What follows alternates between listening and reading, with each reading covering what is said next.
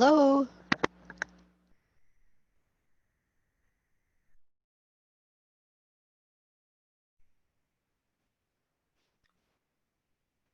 Biggest high five for going out and cleaning up Minneapolis in Spider-Man. That's Yes. incredible. You know, the first time I saw him at a marathon, because he's been running in that same suit. And here's the great thing about that suit that I just noticed when he was cleaning up the other day is it has a zipper right down there, so you can just go to the bathroom in it. That's awesome. That's amazing. Because I truly was wondering that when I've seen him race. Like, are you really going to take that whole thing off, right? Right. Yeah, no, He designed one perfectly for his life. Right.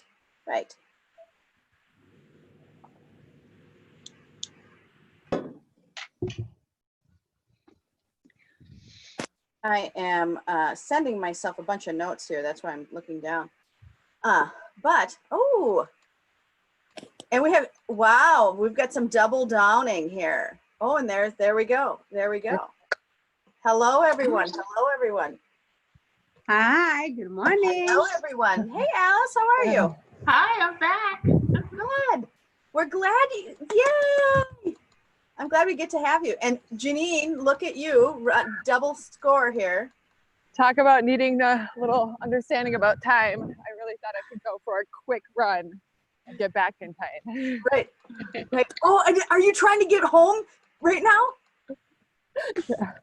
Oh, that's so funny. Okay, well, it's 9 o'clock, so I'm going to let us kind of start getting started with introductions and so forth. And then I'll start to share my screen. So, wow, lots going on. So, Batoon, let's start with you, since you were the last person I actually physically saw. Well, my name is Fatun Ali. Hi, Nikki. Hi, everyone.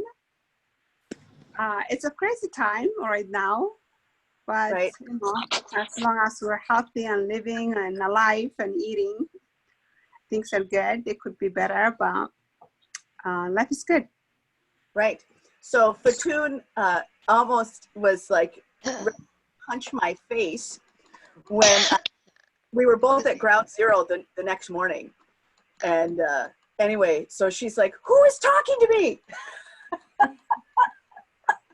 And here comes her friend. So that is your target. That is your hood right there on fire. That was my every week. I would be there at least 2 to 3 times a week. Cup food is where I shop every other day or once a week or twice a week. That laundry mat next to Planet Fitness, that's where I used to go every other week to do my laundry. Target is where I shop. That was my space. That was my home. And I was so devastated and shocked. And all the memory from the Civil War in my country, all of a sudden it's like flashback.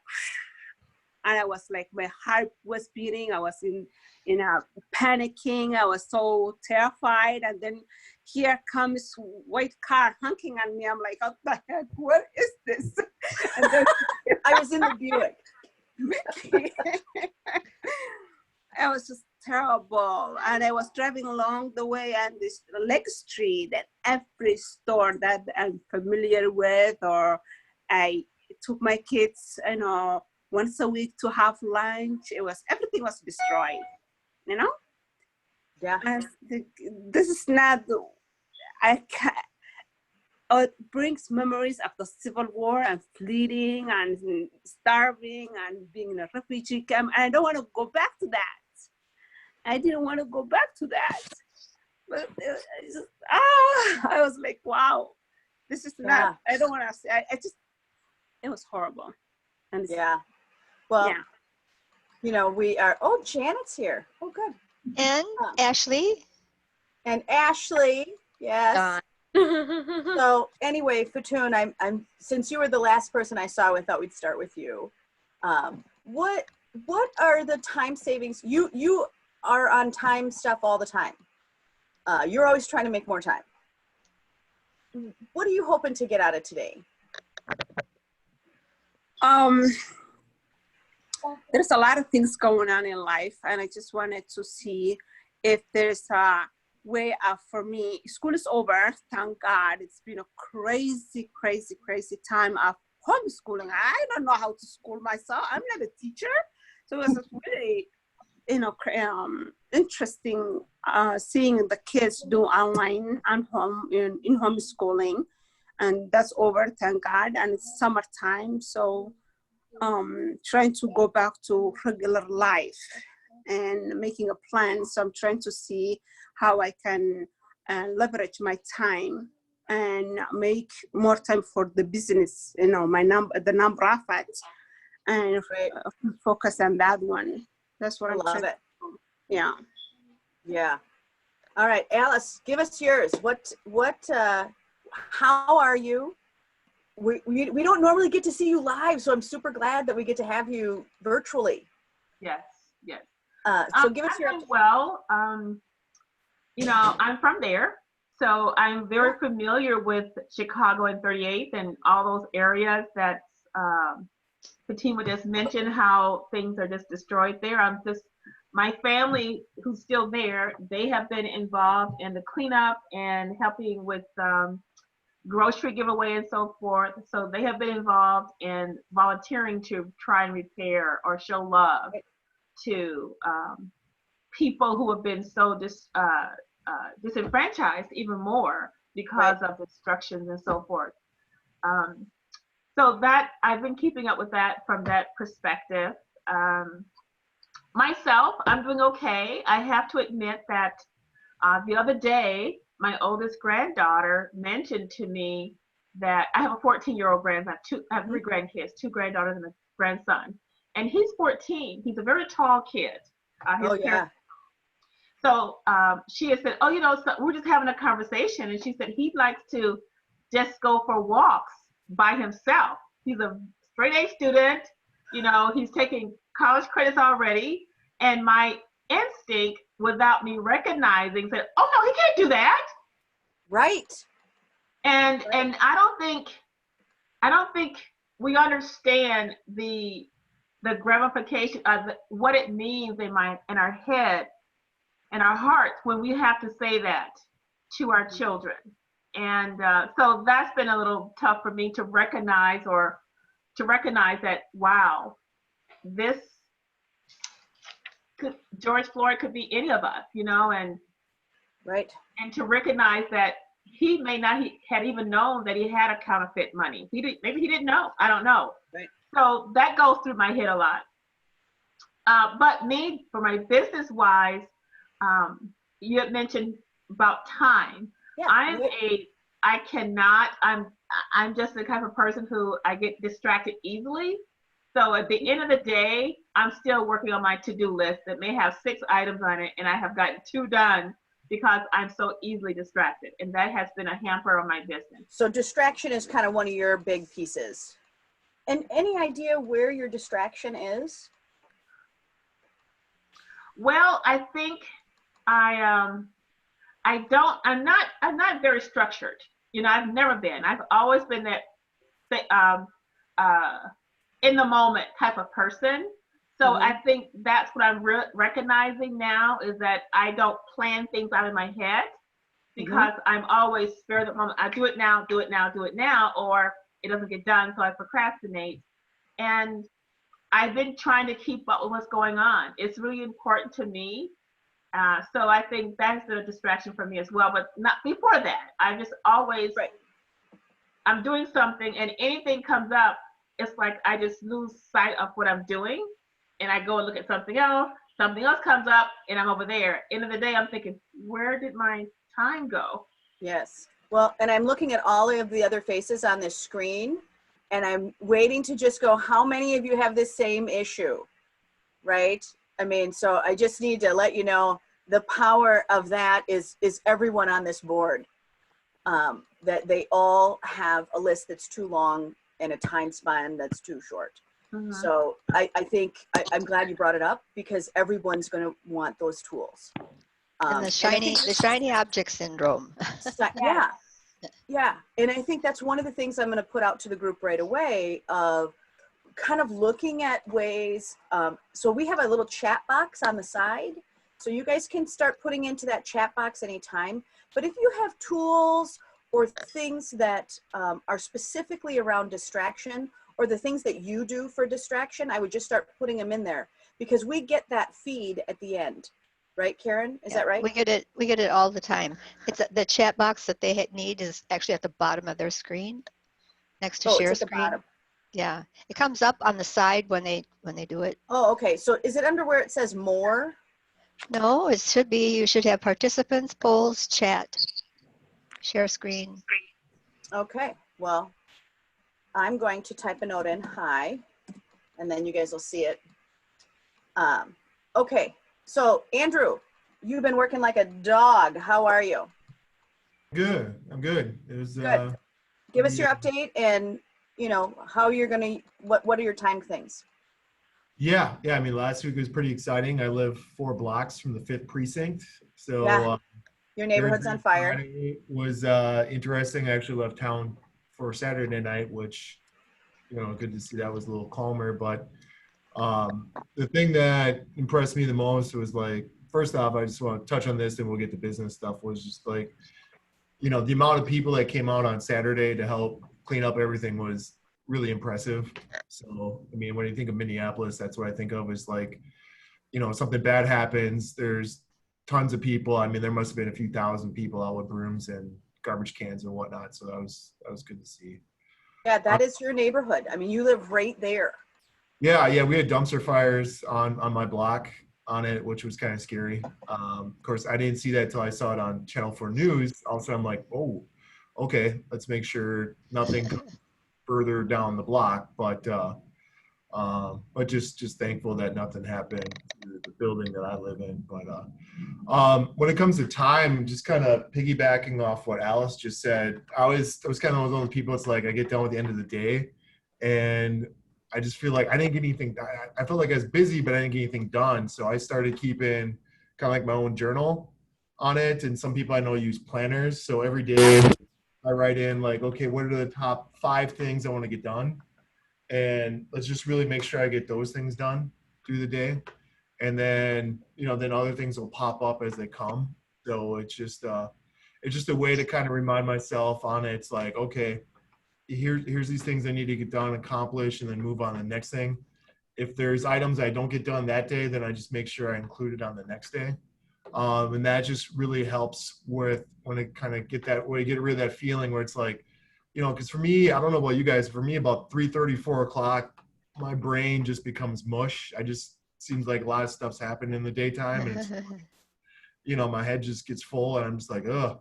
But then I like go back to it. I'm like, okay, I did get this done. I did make these calls. I did get this, for me, website done, get these reports done, whatever, proposals. And so I look back and it's like, oh, okay, I did do something. So it's kind of that reminder, because you probably do a lot of little things where it's like, okay, I got this email off or I did this call.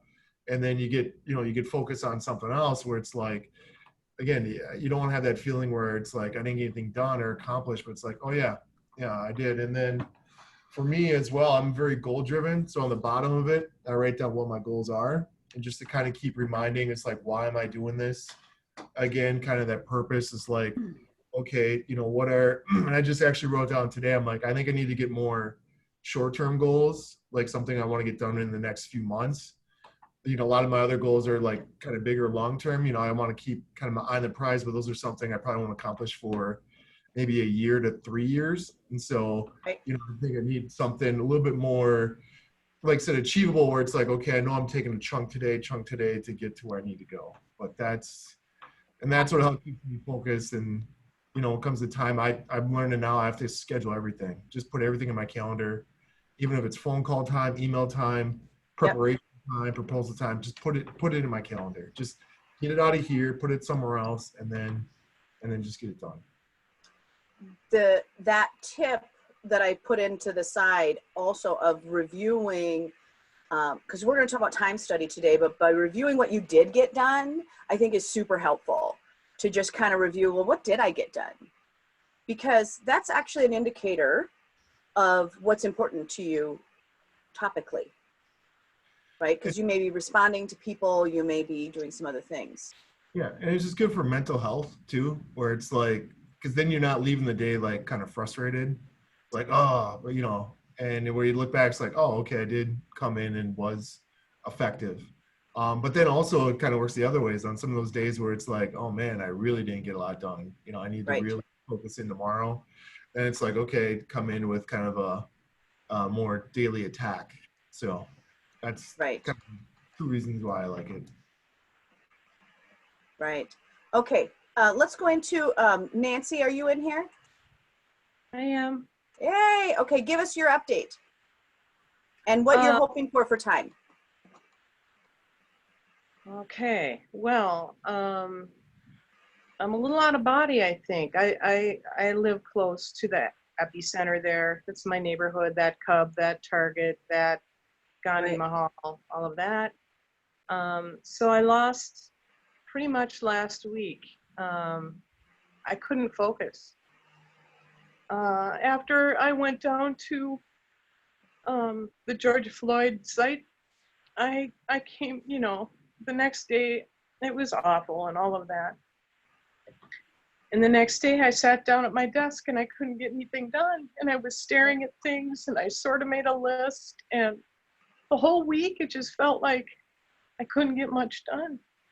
And I look at what I did accomplish and it was like 10 minutes worth of work. And, you know, and then the weekend's been kind of intense with helicopters and sirens and, you know, all of the trying to protect our neighborhood, and coming out with all of the people and being up all night. And, you know, the community was amazing and sweeping up glass and helping out, doing all the things. And I still feel like I'm kind of discombobulated. But in days where we're not kind of in a urban war or whatever, I tend to be kind of ADD, and I do much better when I sit down with a list at night and I make my list of what I want to accomplish the next day. And then checking things off and reviewing the list. Like, I forgot your name, but anyway, this gentleman had said. Oh, Andrew. Yep. Andrew, yeah.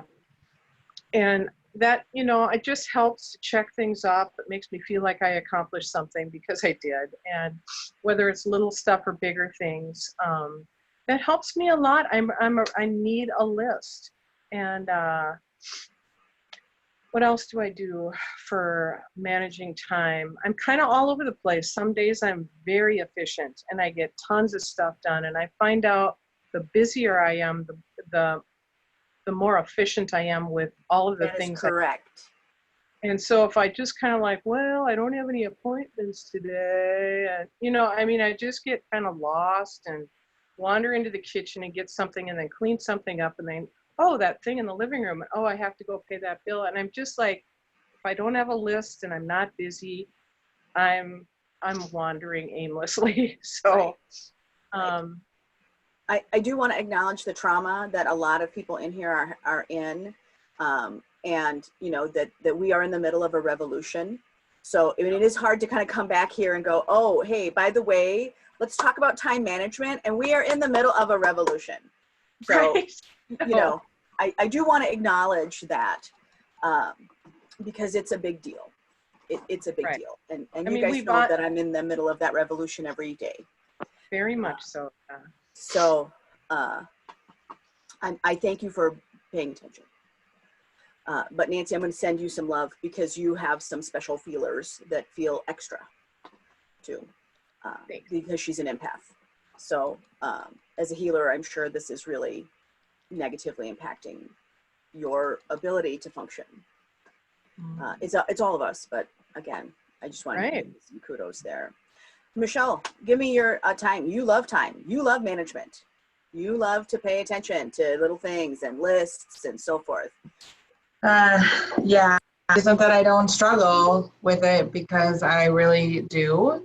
But, you know, I do some of the things that others have suggested here. I always have a running list, and more than one. I have kind of a master list that is on the computer. And then pretty much when I end my day, and then again in the morning, I have a written one that is more top priority, things that might have popped up.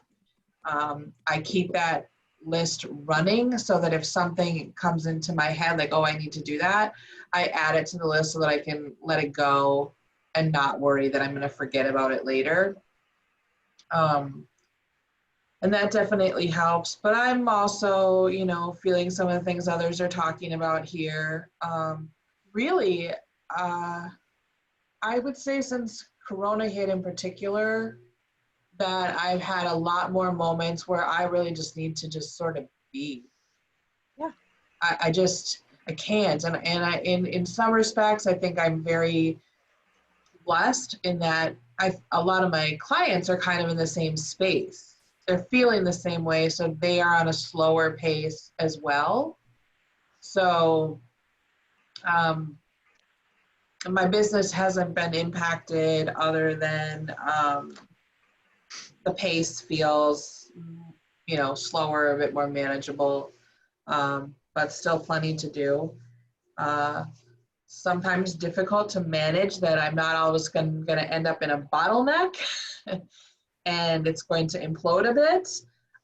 But for now, I just have to trust the process and not focus on that. Just focus on what is it I need in the moment, what has to get done today, what are some things that I maybe have been putting off. I kind of, that's something else that I do a lot is I call it my one list.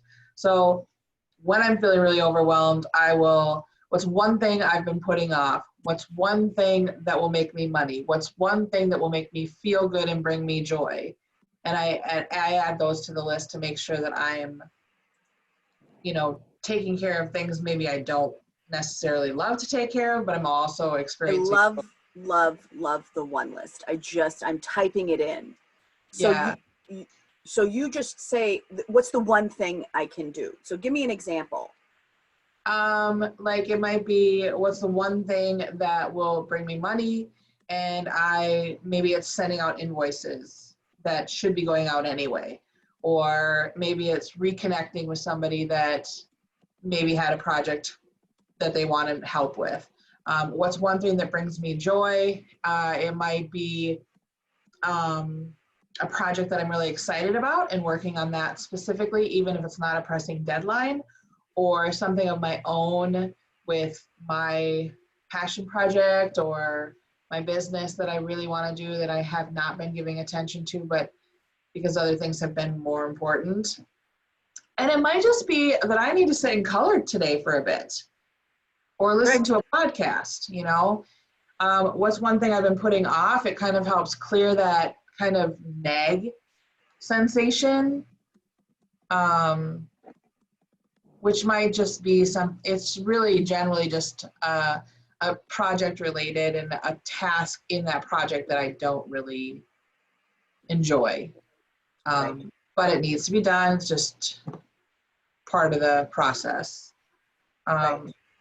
So I just think it's really important to balance that task list with both fun and, you know, Other things stuff that just need to be done. Ashley, I'm going to go to you. Thanks, Michelle. You are also, you know, color codey, love, tasky. Yes. So give us your update. How are you doing? And kind of, you know, how are you managing time?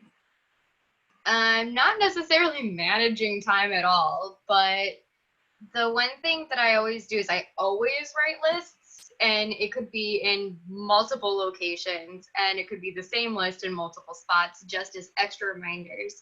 So I've got my hand planner that tells me, you know, hey, here's like my month in a review, right? Like this is what I'm planning for this month. Don't forget that this is the new plan. Right. And then there's the weekly one, and that gives me a day by day outlook. And it asks me some nice questions like, hey, rate your day, or how much water did you drink? Or what was your goals for the week? Did you meet those goals? Do you have like priority tasks? And I'm able to do that for a full week. And one of the people that I'm working with sometimes I'll sit down and I'll just write down things that she gave me as a list because I told her to give me a list. But the biggest thing that I do is I actually have a whiteboard right next to my computer. Oh, that's And great. on that whiteboard, I wipe it down once I've finished a task. And if I haven't finished it, it stays on the whiteboard until I either A, finish it, or B, I have a weekend come up where I have to make sure that I have all of my character information up there so that I have those taken care of. And then I come back and I rewrite the list.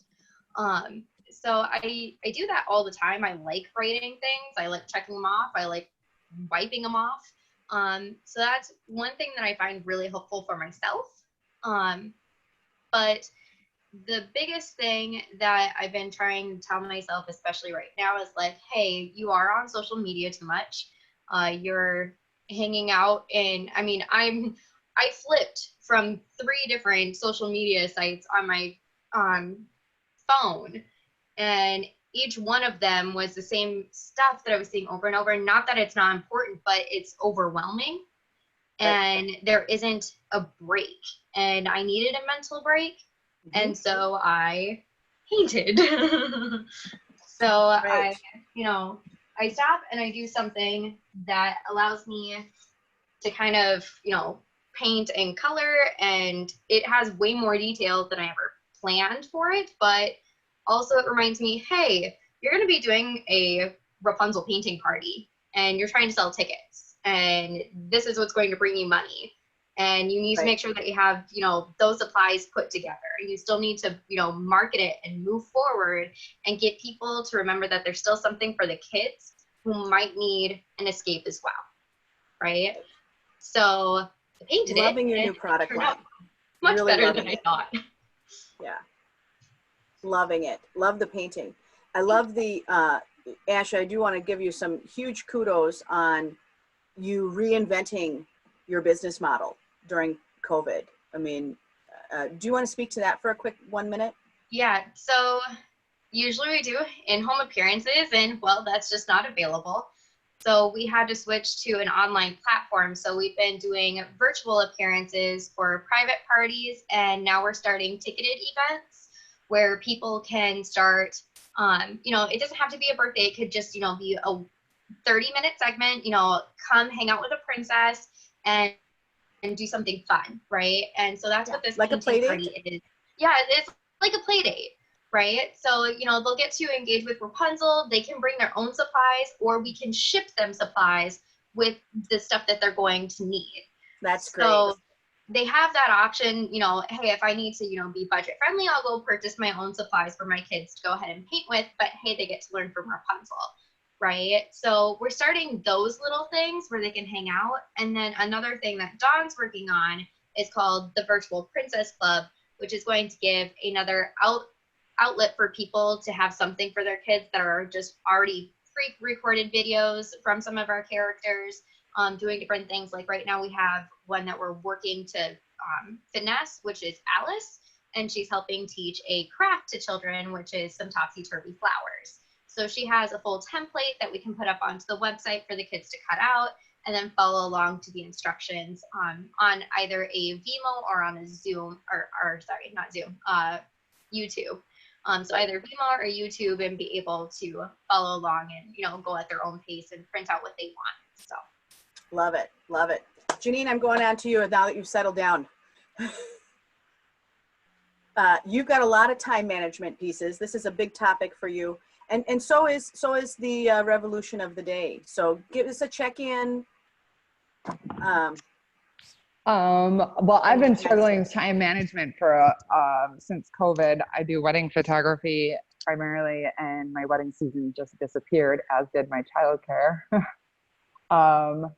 And I am one that does really well when I'm really busy too.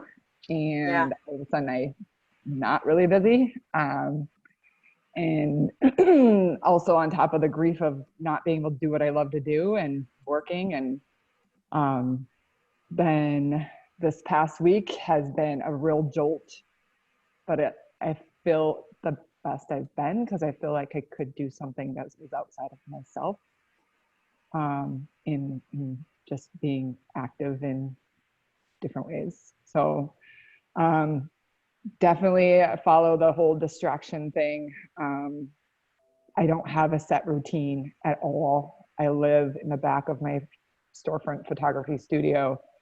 So it's hard to make that work. Plus I have my son with me all the time. So making defined work time of whatever work I was going to create out of whatever has been difficult.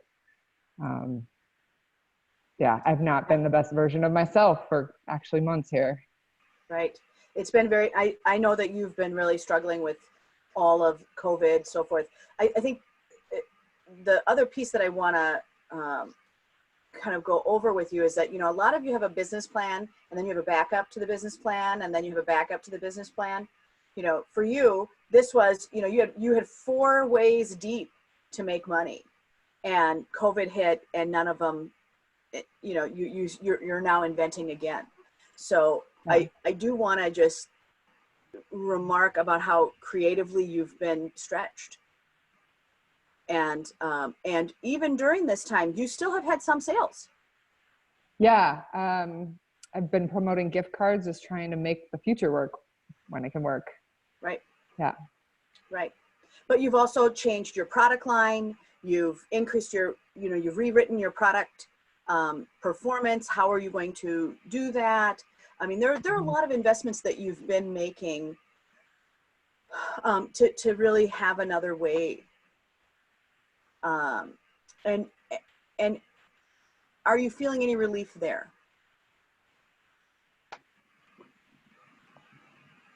Mm.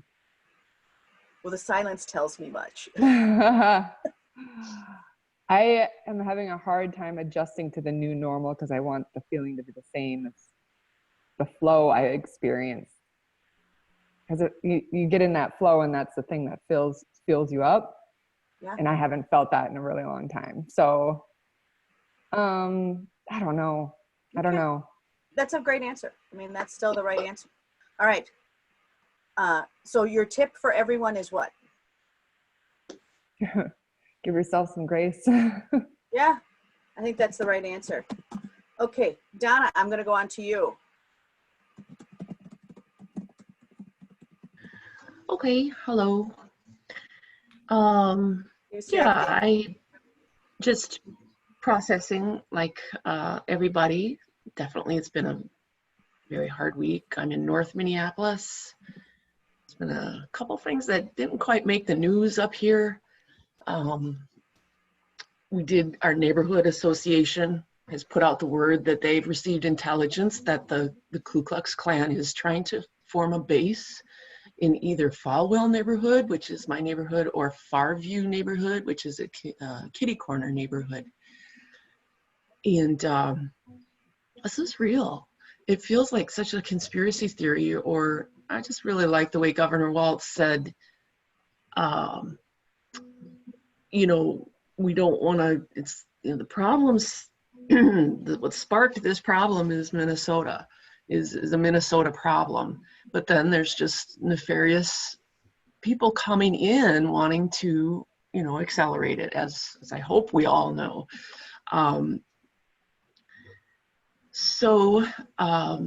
Then conversely, it's been surreal how quiet and peaceful in my garden it is. The birds are chirping, and Yeah, you have a beautiful so garden. then it's just like weird. But we've stayed home. You know, we're in the COVID-19 risk group, and we're not messing with that. So we're just staying home. I don't feel, I mean, yeah, so we've got a nice little pattern here of I do have my job, my day job, which is a nice day job. You know, used to not love it as much as I do now, but I do. And my boss has been really, they've just put the word out, like, if you need time, you take time. And as if there wasn't enough going on Monday, there was a bat in my dishwasher. A bat? In my dishwasher. I know. I just please laugh, because It I was a haven't clean been bat. able to laugh about it yet. And I have this saying that says you can only laugh about dog poop, stepping in dog poop, once you've gotten it cleaned off your shoe. But until that poo, while you have poo on your shoe, it's not funny. But then as soon as you can get it cleaned off, well, then you can start laughing about it. And obviously I have something Did going the on. bat get washed? Yeah, what happened with the bat? Did the My bat theory do the is- wash cycle? I think it did, because it was traumatized, or it was Oh, it was alive. Oh yes, this is a live bat we're talking about. God, I can't even- Wow. Well, that's weird. It was too much. It was too Did much. you set it free? We can't kill set it, it free? so we had Yeah, to. so you set it free. Yeah. We got it out. Yeah, that's the right answer. It was really clean. Donna, that's so weird. It's like global pandemic, local revolution that's now national, and then like personal space fear. Like, that was too much. So the bat sent you over the edge. Oh, wait. Yeah. I was doing okay. I was doing all right. Like, what are any of us doing? But then the bat, and then it was just like, I'm done now. Right. Please. Donna, you do a lot of time stuff too. What's the time tip that has been keeping you on track about being home? You guys are both home. Yeah. Are you even in a place to talk about it? I am. I'm all right. Thank you for asking. So I wrote some stuff down.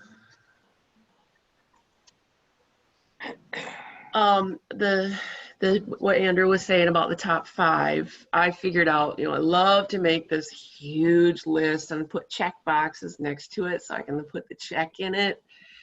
And but then I just get carried away in this huge long list, and then I go into overwhelm. So I do the Post-it note. And basically you can only write about 5 things on a Post-it note. It's like, what am I really gonna get done today? So that is that short list, and that helps a lot. I struggle with the time stuff in my day job, in my studio. The only place I don't struggle with it is in the garden. Because that's where I'm spending all my time. I loved what you said, Mickey, what did get done today, because this is what is topically important to me. And I had a Post-it note at my desk. It said, what priority is this action serving? Right. And that's that same concept of like, okay, so I'm doing this. It's obviously something that's important to me because I'm doing it. And at the end of the day, that's, I guess, what I wanted to do. And so I'm definitely, I like cut myself slack. I liked what Janine said about, give yourself some grace. I like that way of saying it.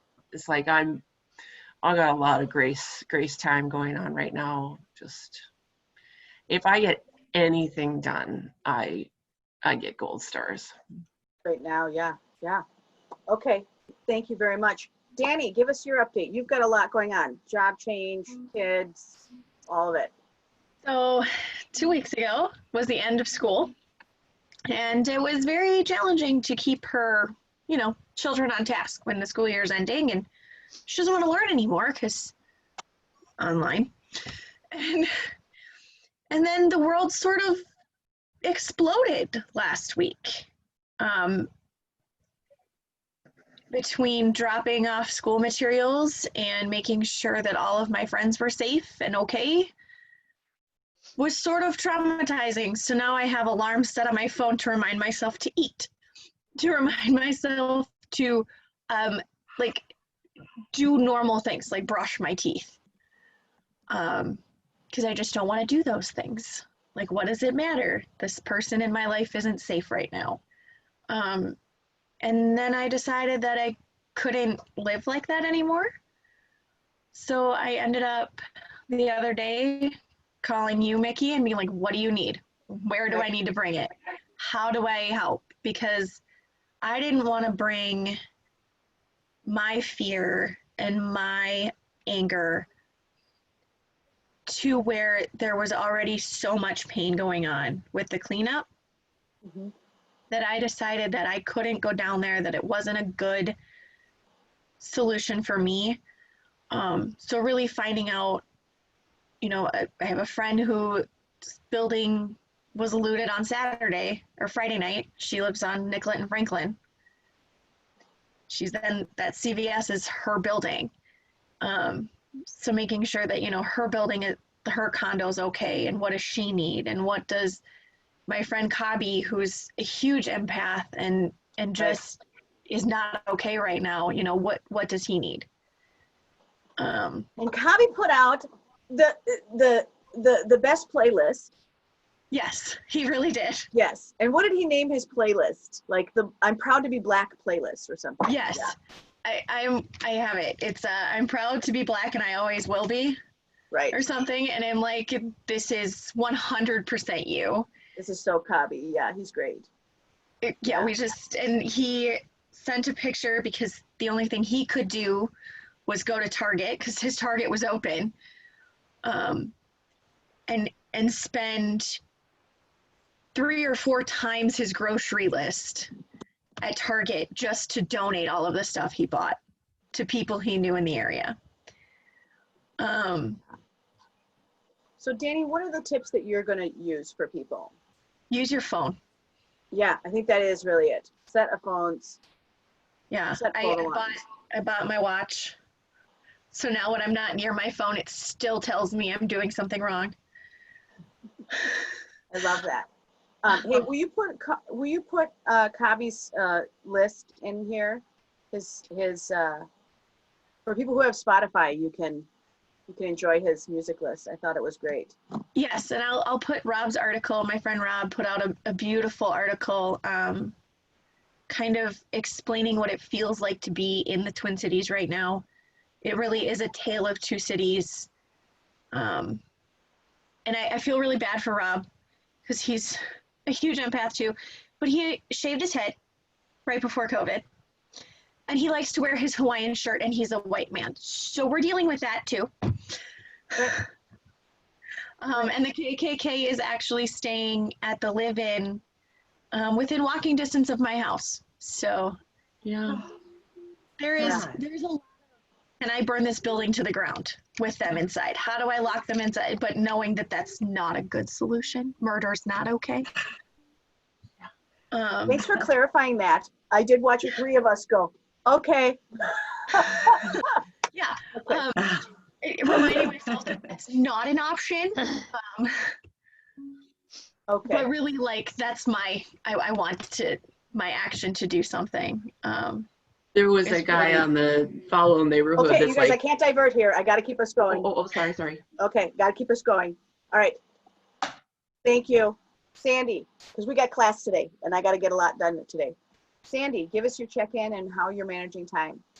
Okay, so I agree with whoever said to give ourselves grace. I call it giving ourselves some slack.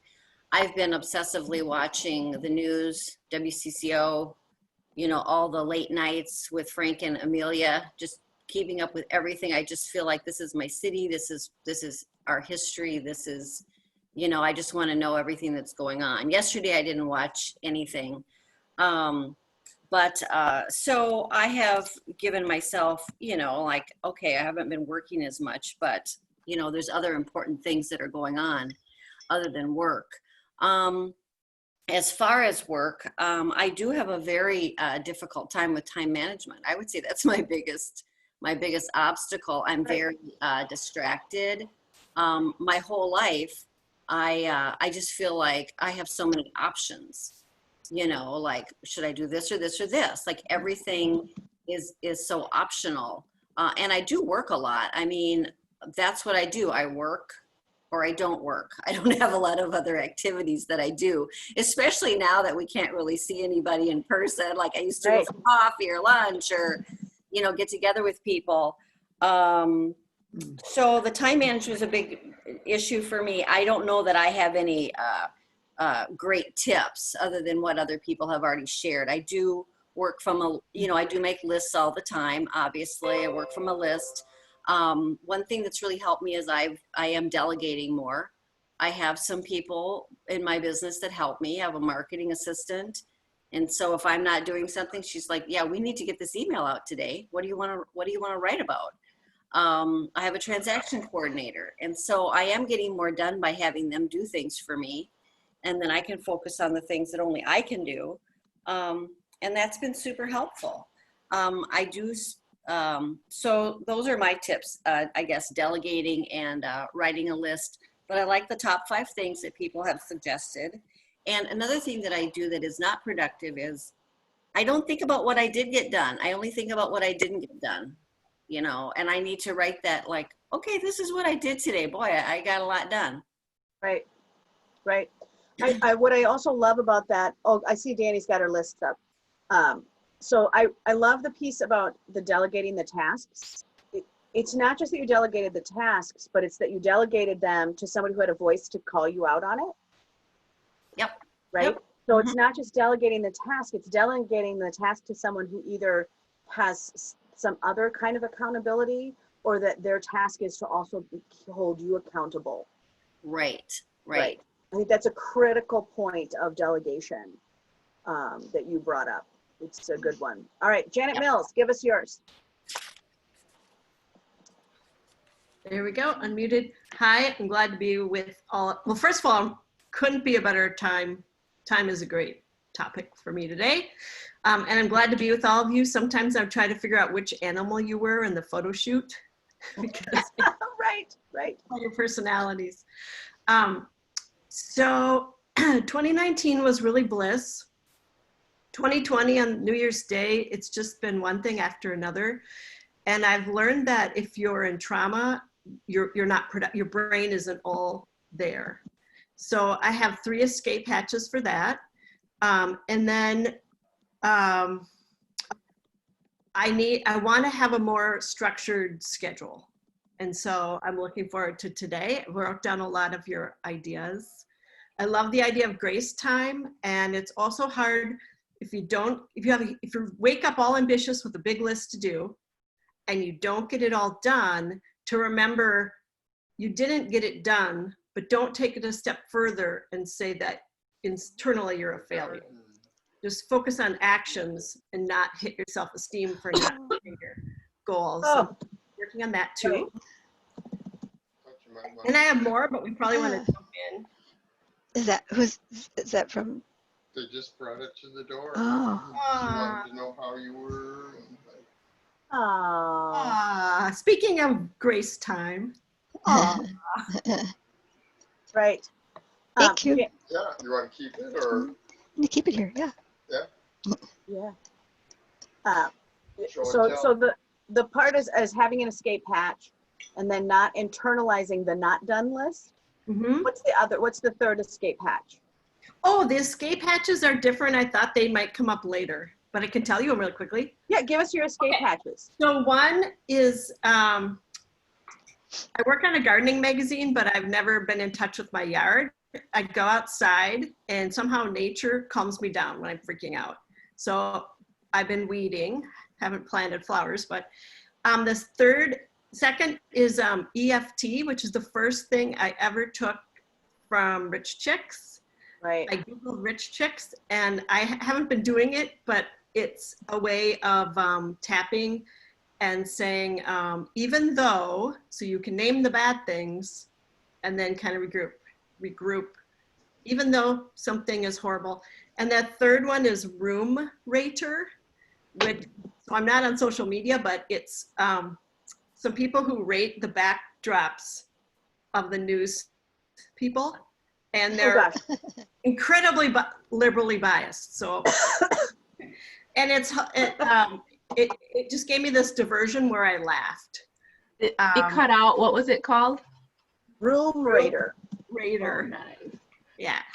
I'm gonna do that. I did go. So we, I've been isolating for COVID, but I did go to 38th in Chicago on Sunday. That block is where I took a photo class, and it's just that block is kind of deep, and everything that happened. And so I did go there on Sunday, and that meant a lot. Good. One of the things, I just want to do a show of hands. How many of you know what EFT is? It's called the Emotional Freedom Technique. And it's a tapping method. You can, I'm going to type it in here.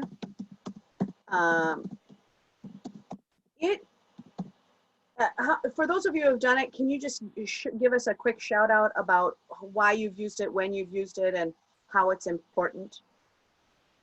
I Are actually, you talking about EFT? Yeah. I was exploring ways to curb my anxiety from my loss of work, and like every time I would check my email, I would be just like, whoosh. And then having a young son that would be asking me for anything, all of a sudden I was like, whoosh. And I had to find a way to curb it and just like bring back something. So I actually just had somebody recommend tapping to me. I YouTubed it, and I've been implementing tapping and cold showers. And between those two things, like I was physically feeling anxiety. Like I would have my chest so tight, and I'd feel like there was needles through my body. And those two things really helped curb those and let me get through a day without the physical feeling of what that anxiety was. Right. And it's a great tool. So if for those of you who walk away with nothing else today, that emotional freedom technique is really, really helpful. All right, Dawn, let's go to you. I just wanted to say I forgot about it, but I really appreciate the reminder. Yeah, Dawn, you've done Using this. it every day. I use it every day, and I teach it. So that's how I got through the weekend. You know, these sirens, this helicopter, you know, I mean, just kept releasing, and it really helped, I think. Yeah. Anyway. Good, I love it. Dawn, give us your update and your time management pieces. For update, when I had the COVID, I was out sick for a month and I was feeling really vulnerable. And so Ashley and I have been working on going for walks every day. We walk between 3 and 5 miles. And so that's helped me to just not think about, you know, I mean, we literally talk about work the whole time, but I quit my other job. So that's a fine time to do that. It's actually very helpful. Was that great timing? Yeah. Yeah, and was it ever? Because that was the neighborhood where my building is, and so I was feeling really vulnerable. And one of the things that I did was I spent time just acknowledging and releasing all of the anger and resentments that I had towards the people that were affecting me emotionally for the last couple of years. And so I haven't been focusing on any of that. I've been letting it go. Each time that it creeps up in my mind, I remind myself I want to be at a higher place. And so I've been recentering. And then last week, during all of this huge crisis, I was spending way too much time searching and looking for the information. I was as addicted to it as anybody. And I only posted one thought of mine through all of it. And it was 2 sentences that to me were as simple as I could make it, saying that these are not mourners. These are, I used the word trash. I said, this is trash acting criminal.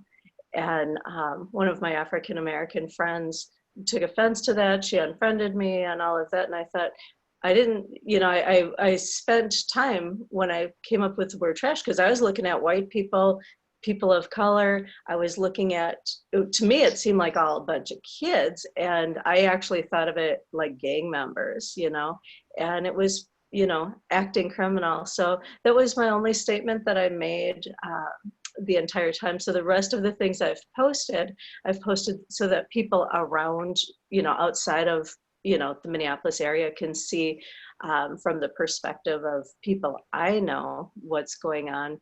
And it's been amazing to see the comments and the diversity of anger one at the other, of people, you know, like one person will post something in response to, like, for instance, your set of pictures, Mickey, and then somebody else will post something so completely different about it, and I'm like, wow.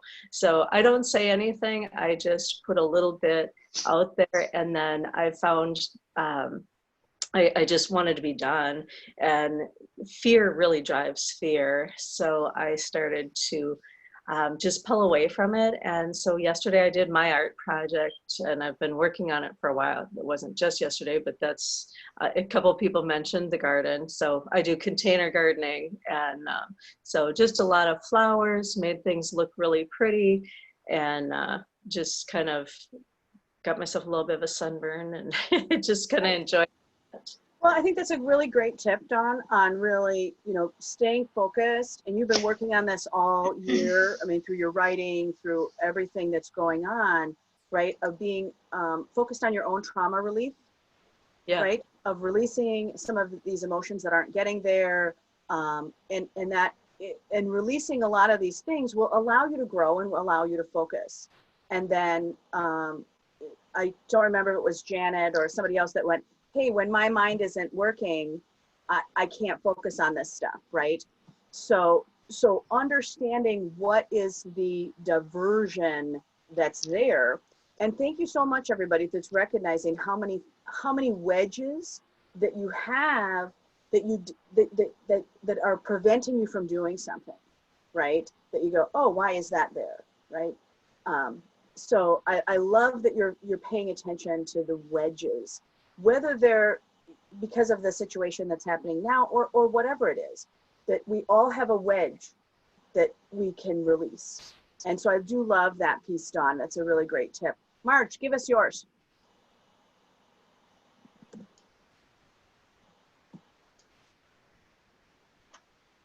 We have no sound. Can you hear me?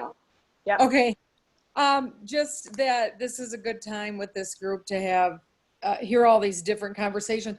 I closed on that house, the hoarder house in Minneapolis. So I'm a realtor like Sandy, and we closed on the hoarder house, cleared this house out for 9 months and fixed it up and revitalized it. And we closed Thursday, and it's only 6 blocks from the 3rd precinct. And, you know, it's been such a wonderful neighborhood, and we've had so many people. I hardly threw anything away. I mean, it was a house packed with stuff, and we hardly threw anything because we gave a lot away and had people come through and get stuff, and, you know, met a lot of people around there.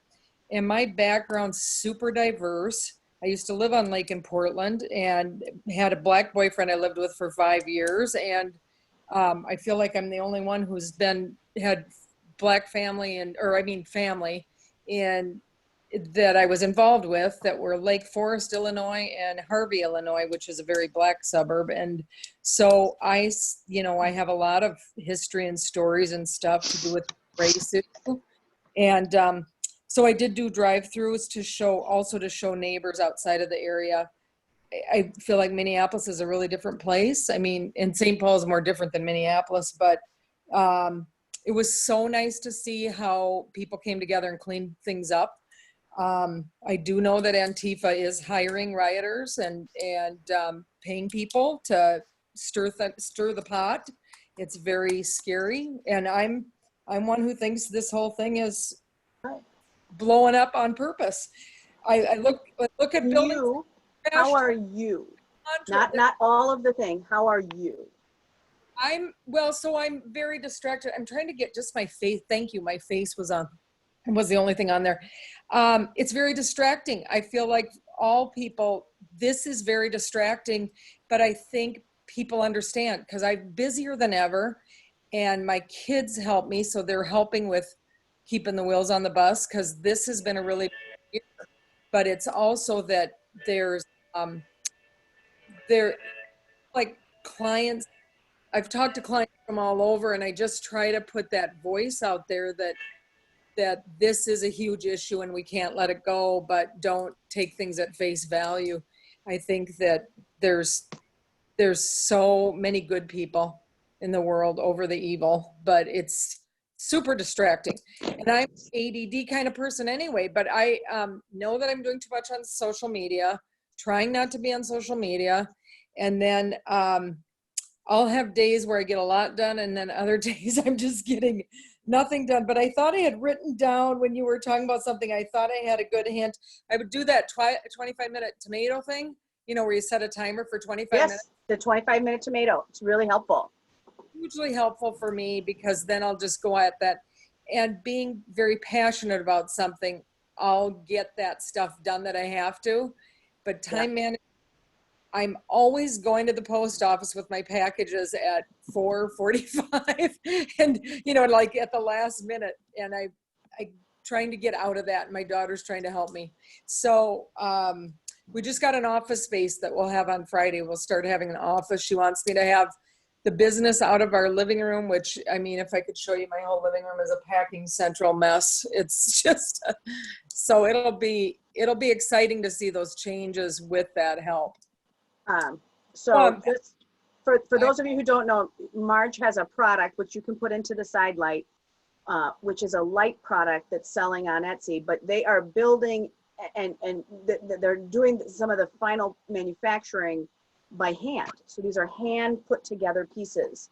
So learning to train people how to do that. These are also jobs that she can drop off to people so they can piece this product through. So there's a whole bunch of dynamic going on with you in time management, not just with you, but with you're giving work to people during this time as well. Right. And I just want to clarify the 25-minute tomato. So I used to have a timer, a kitchen timer that looked like a tomato. But you can use your phone, but it works. Yeah, you can use your phone too. Yep. But that was one of the tools, right? That I would just turn it to 25 minutes, just set the timer, whatever you can get done on that topic, just do. And so I'm so glad you're still using that. I still use it. On and off. I'm 58. I have not been able to stick with a system ever. I keep trying, but it's a time management system. So I suppose you want to dive in now and give us some ideas on how to do this better or right. what. But I mean, that's right. I mean, but that's one of the pieces I just wanted to kind of throw out from that, because not everybody knows what a 25-minute tomato is. All right, thanks. Trish, let's go on to you and then to Karen. Give us your check-in and what is your time management? Say again? I have zero time management skills. Absolutely zero lately.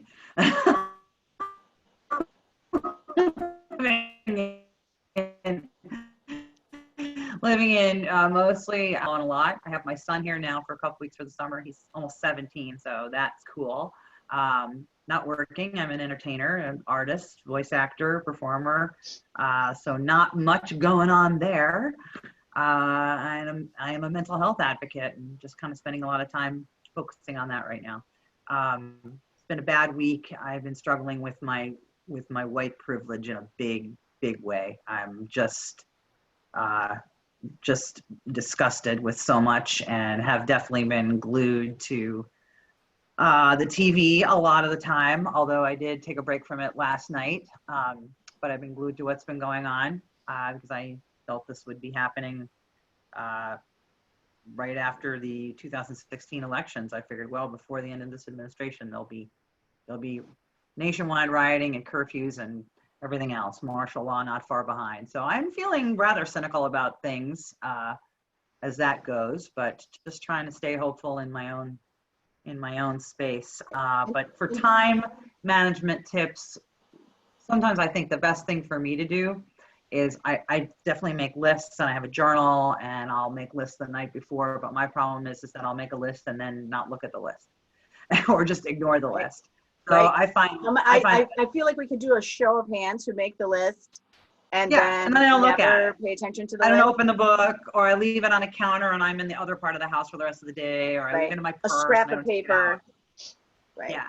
So I find sometimes the best thing to do is to, if I put 5 things on a list, for me, that's too much. It's just too much to say I'll do 5 things. That doesn't mean I won't get 5 things done. But if I take a piece of paper this size, right, and put 3 things in big letters, you know, like a sentence each, you know, but let it take up a lot of space on the paper so that it looks like you're accomplishing a lot, but it's just 3 things. It's just 3.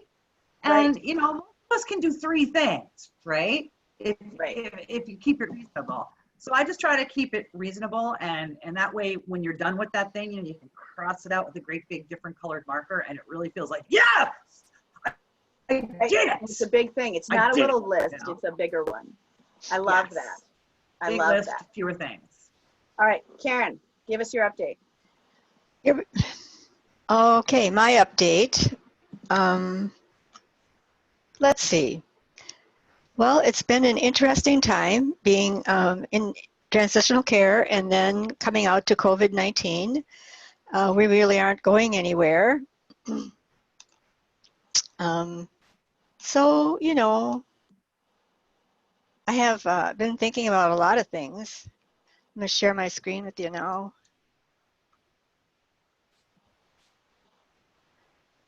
This is from an art class that I'm taking. This is 2 weeks ago.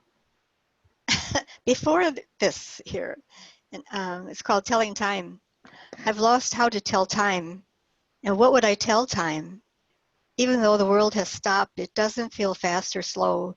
It feels unbalanced. It feels like I can't put my day together the way I used to. Pieces of my life are missing or inaccessible. What kind of a clock, what sort of a calendar do I need now? Oh, wow. That's fantastic. That's cool. Love it. Yeah, you should share that in the Love it. share that image in the chat. Would you? It's a Photoshop Oh. document. I could make a JPEG out of it though and share it. Yeah. Yeah. I think everybody kind of feels the same way about that.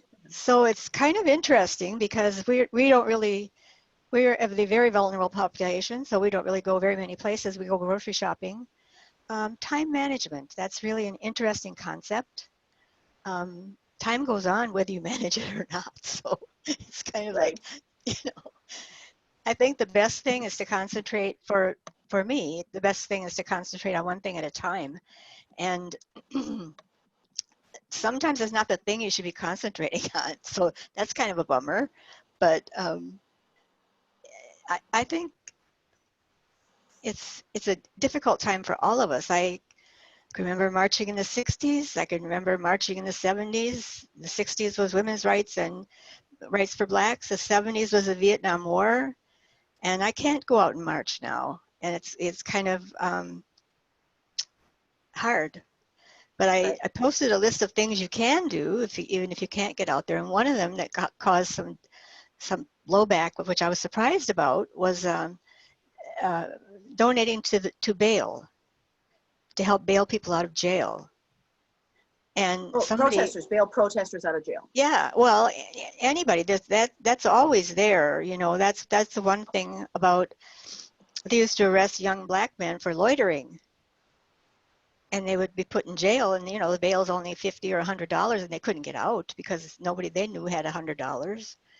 So I think that's another one of the things that really, you know, I think it's interesting that the word white privilege is prevalent. We didn't have a name for it. We didn't have a name for it. It's like a sexual harassment. We didn't have a name for that either. And once you name it, you can do more with it. So I think looking at our white privilege is something that we don't think about because we didn't know what it was. Right. Well, let's go back to time because I need to keep you guys on topic. That's it. What are your tips besides the picture? What are you doing to keep you on task? You do a lot of projects. I actually have to decide what is important. And then if I start working on it and it turns out to not really be important, then you have to switch gears.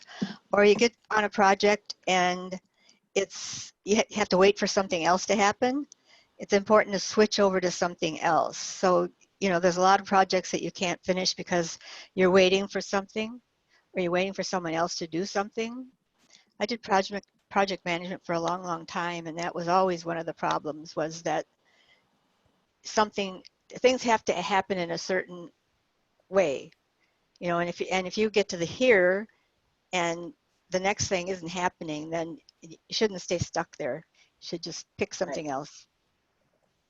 I going back to, I don't remember who said it, but really I think it was Michelle, of, right, what's the one thing that I have to get done, or what's holding me back? I love that from the project management perspective of going, what is the next thing, or what has to be done now?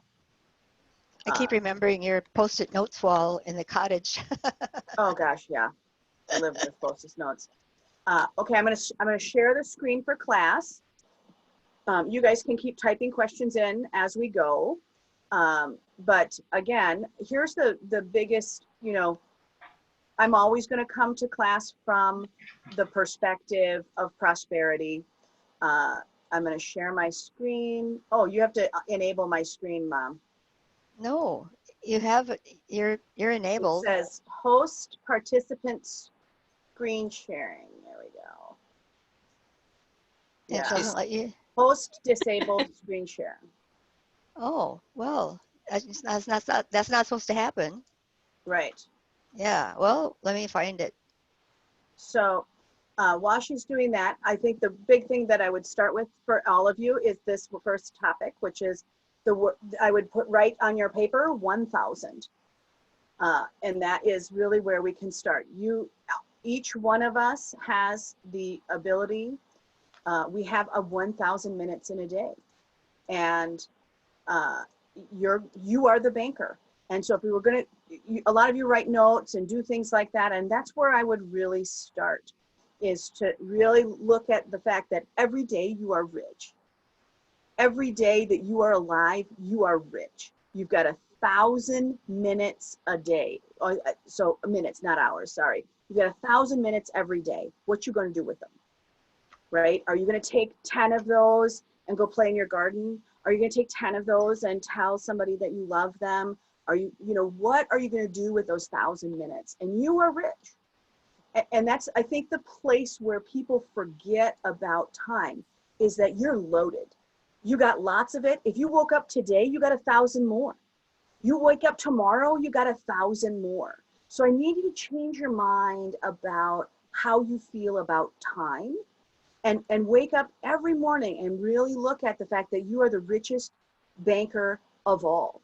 And you get to invest that in the things that are of value to you. And that's why you're making lists, that why you're doing all these other things, is because you're trying to go, okay, well, what's important, what's important, what's important? And sometimes that's an internal question. Sometimes you're getting through trauma or other things that you're like, well, where am I? And that is where spiritual nature or emotional presence is really going to superpower a lot of you, is that the more emotionally present that you are, right? That you're accessible, right? Responsive, engaged, right? Emotional presence is those three things. If you're responsive, engaged, right? These make things easier. I need you to be that. I need to be emotionally present with those 1,000 minutes. And the minute, I'm not kidding you guys, it will turn. Like Andrew, I keep a log of time. So I was challenged by some other executives, and this is a challenge I give to executives all the time, where I will literally hand them like one of those little binder books, and I'll say, okay, you want to do great things in the world, show me your minutes. And that they have to just mark down, right? How are you investing that 30 minutes? Because you're the banker. You're the banker of time. You're the banker of your life. Show me your 30s. And so then they just have to keep track of their time in 30-minute increments. And I make them do it for about 3 weeks. And what is very interesting is they wanted to fight me on stuff like that they would put down, like dinner. Like, I don't want to have dinner. I don't want to, you can't count that as my time. And I went, absolutely. Sitting down with your family and sharing a meal counts, right? That's a great banker. You might want to make it a good meal, right? You may want to have it be something that you love, because that minute is being spent in that way. So the first thing that I do want to give you is that you have to really understand that you are the banker. And that is a critical item. And we're still not able to share our screen. So Are you sure? Yep. Can you do it now? Let's see again. I will try again. Share screen. Nope. So can I just, Okay. I do a lot of Zoom meetings. Is there right next, if you go to the participants list and Yeah, next I to tried that. Mickey is the more, does the more offer the option?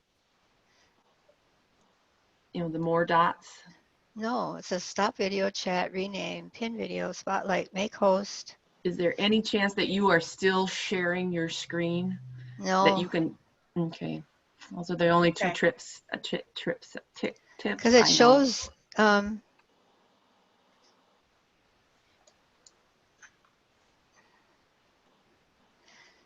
it's set so that everybody can share. Mickey, can you sign out and come back in? I can absolutely do that. So you guys can take a breath. Yeah. Breathing is good. Okay. I will come out and come back in. And this is your chance to talk about me when I'm gone.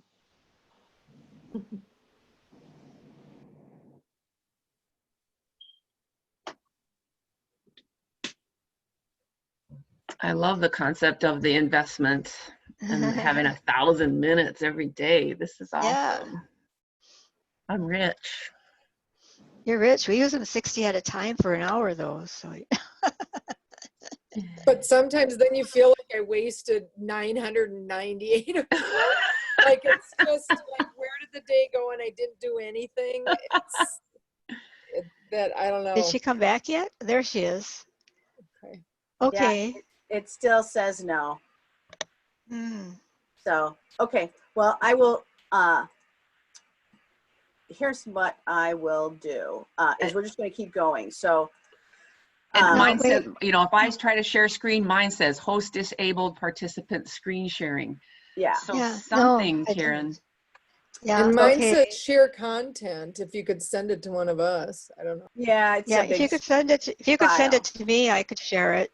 So let me see. I'll make you host. Well, I'm going to keep going. No, wait. No, wait. Okay. Now try it now.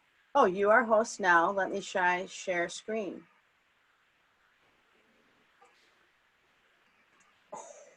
Yay. Do you guys see my screen? With things Yes. that make you crazy? Okay. Yep. Let's let time hacking open. Okay. I see it. Yay! Okay. Now I'm going to make it so it's a little cuter. Okay. So the piece that we are really having for today is our goal is to have 3 additional hours.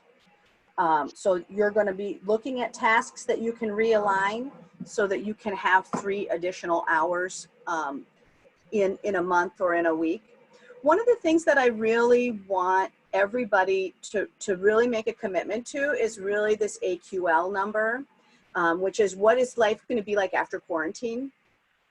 Because you're going to take out some of the things that you were doing and now you're going to change them.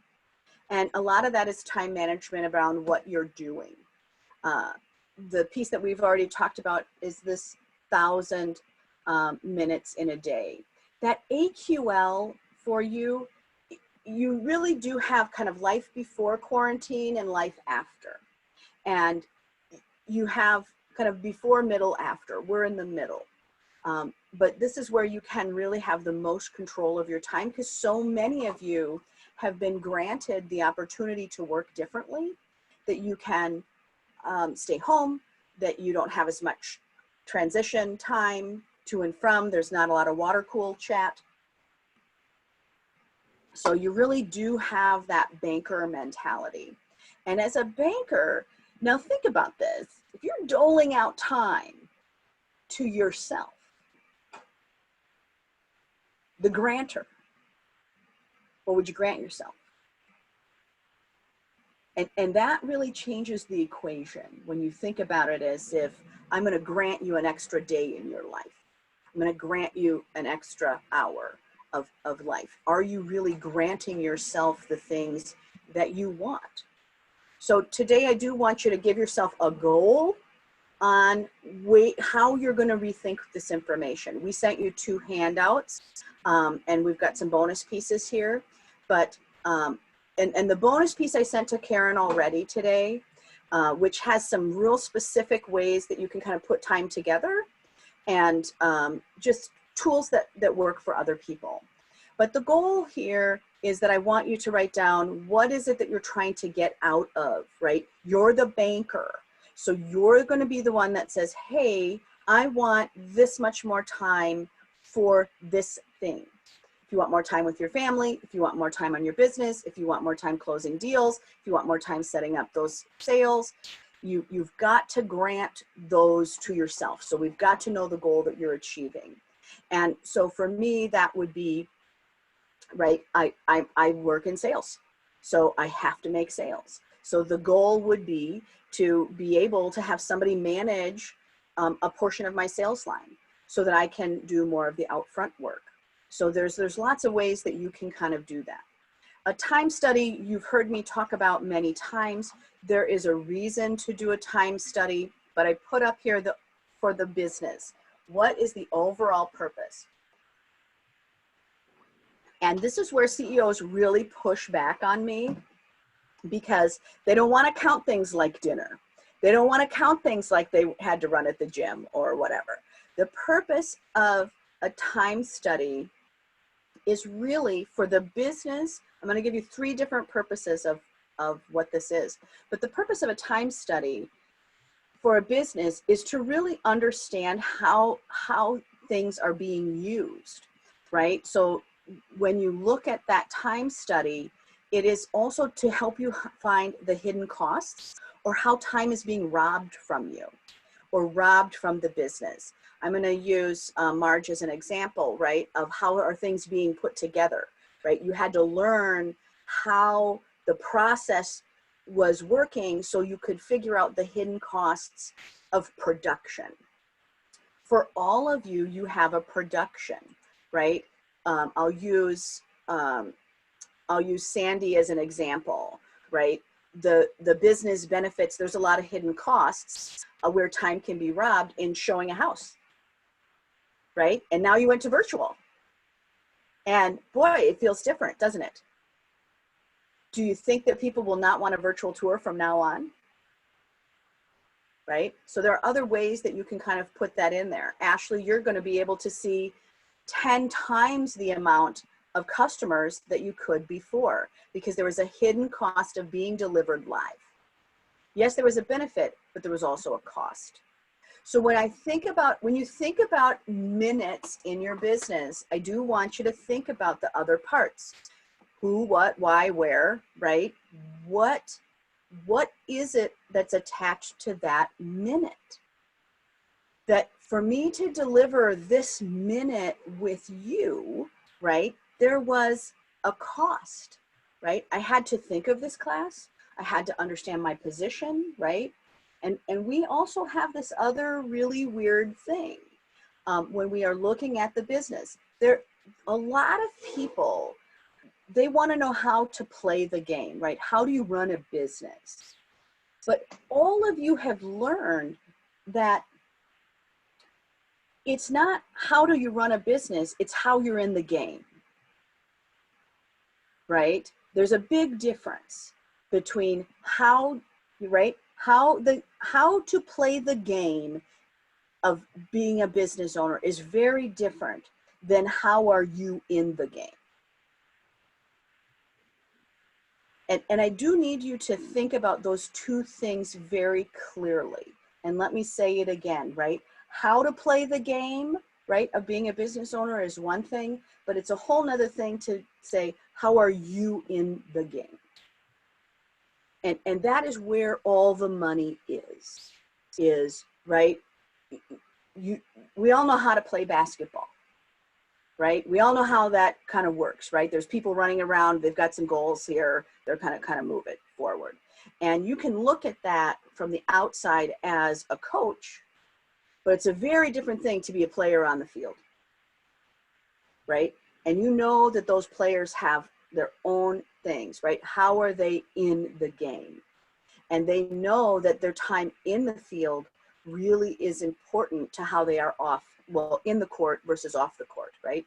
How are you in your real life really is going to depend on how you're going to play in the game.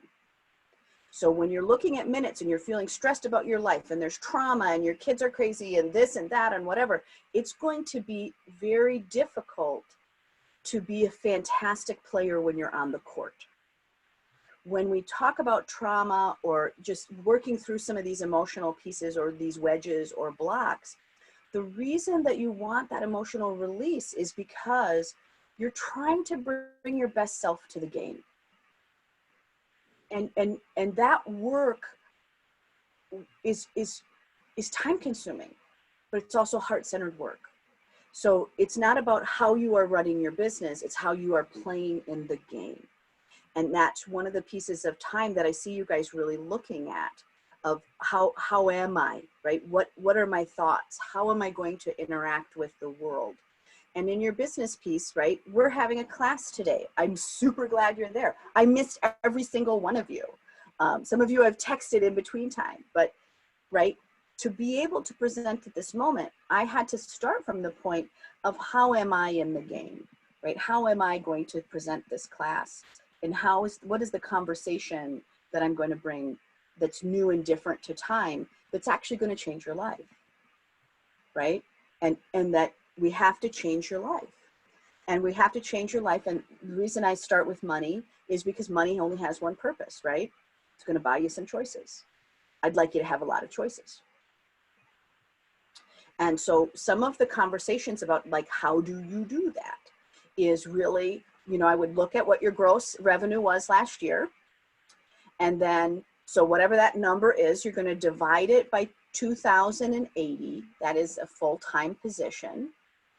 And then that will really give you what your gross wage is for the business. So many times when I'm looking at executives who have many employees, they're like, well, but my wage is this. And I'm like, no, I would have taken the gross revenue of the business, not just that individual, and say, this is what that CEO is there to lead that dollar amount, right? So if that was a $225,000 that you made last year, right, you have a $108 an hour value. And this is where everyone screams at me and says, no, I don't make $225,000 yet, right? But many combined households are making that. So I just went through and what is the real answer for the average median income in Minnesota is $65,000.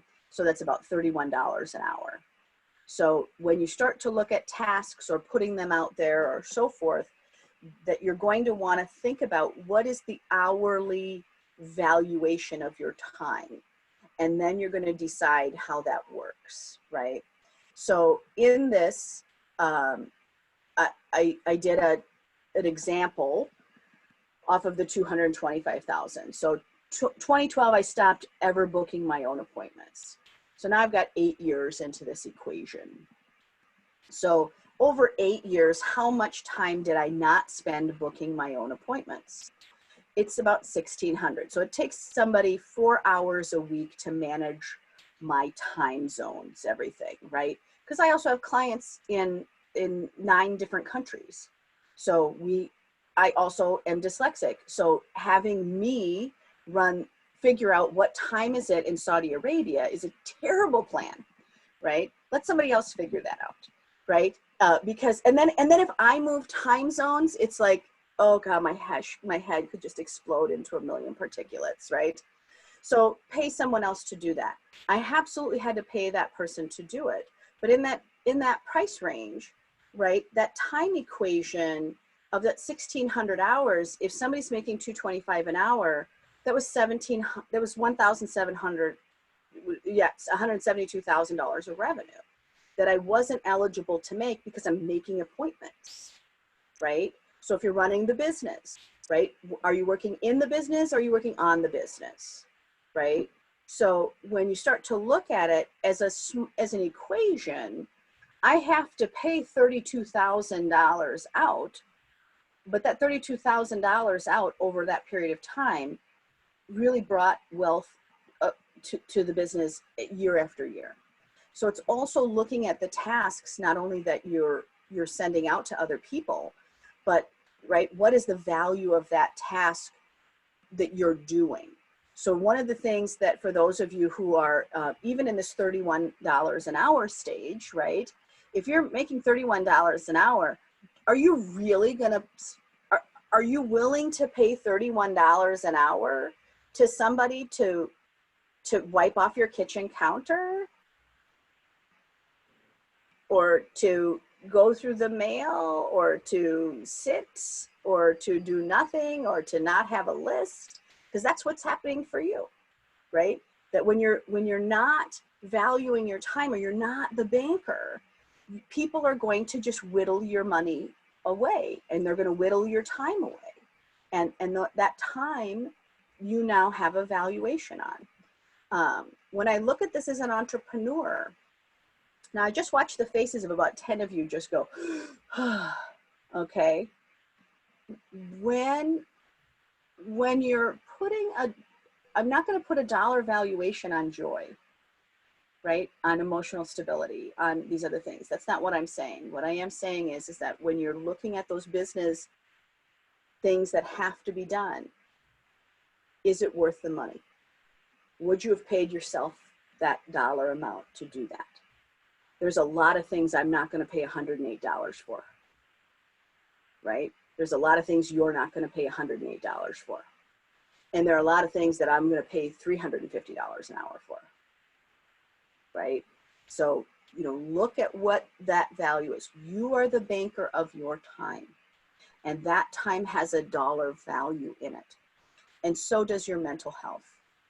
And so when I look at, is that hour worth setting outside? Sure. Cost me less to pay myself to not work that hour than it does for an hour of therapy, right? You're going to start doing some benefit exchanges here. The entrepreneur piece for you is when we look at time studies, it is the reality of the expression, and somebody had it in our chat earlier, right? Of what are you using that time for? Because it's obvious that you're using it in that way for a reason.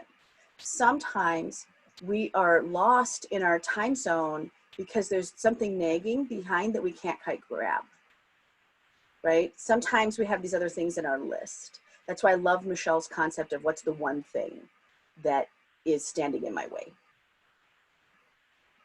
What's the one thing? I love that technique. And things like that I have said to myself for a long time. What's the obstacle I need to move over so that I can get to new business building? What's the obstacle I have to get over? What's the simplest way to make money today? But again, as an entrepreneur, you're looking for the reality of the expression, right? How is your time being expressed in your business? For many of you, you're doing an enormous amount of face-to-face time. And for others of you, you're doing an enormous amount of actual production, that you're creating product or that there's something else that you have to build. So really what you're going to look at is as an entrepreneur is what's the reality of the expression of that time? Is it all being spent on managing tasks? Is it all being spent on managing new business? Is it all being spent on not having directive, And goals in a business are for directive. That is what you're hoping for. Those of you who may recognize this, this is what breakfast used to look like out when you could eat out. You know, a lot of you used to have meetings out of the office, right? Because especially if you feel isolated, right? That you could go like, I'll meet you for breakfast. I'll meet you for breakfast. And the challenge that I have for breakfast meetings is, right, you have that time police thing that says, oh, hey, you're not using your time efficiently if you're going out to eat breakfast. I will guarantee you the majority of people who are having a meeting out of the office to have breakfast are actually wanting to spend time and play with their friends and feel like they're actually working. It's not really that I'm going to go to do this meeting so I can really work hard and I don't want to be sidetracked from eating, right? That you're really, you know, the challenge that I have is the purpose of those meetings. If you just want to go have lunch with your friends, please just do that when you're eligible. But just do that because you're the banker. And you know what? Laughing hysterically with a friend or a client or a business to say, we're not going to do any of that. Let's just go enjoy the time. I feel like your banker would approve, your time banker self. So think about why it is. Again, right? It's not how to play the game. It's how are you in the game. And if you are in the game to love the people that are around you, then you've got to really bank that time. Loving people is time consuming. But there's never a banker at the end of, you know, thousands and thousands of days that says to me, boy, they feel really bankrupt from spending time loving others, right? Nobody tells me that the more time that you spend focused on the things that are there, do. So your meetings out of the office, I 100% agree. If you're trying to do business on them, they're ridiculously inappropriate use of time because you got to get there, you got to get back, whatever. But if you're going to that meeting because you just want to play with your friends, then go do that. Then go do that. Just decide. This is the other piece of, about a time study that that people love to call me out on is they give me this statement, information is knowledge. And I remind them that it is not knowledge. Information is jack shit. It doesn't mean anything for you. Information is just a pile. It's like having machines spit out a piece of paper every 1 minute. Like, what is that? What is that? What is that? What is that? What is that? What is that? What is that? I mean, you just end up with this pile of papers.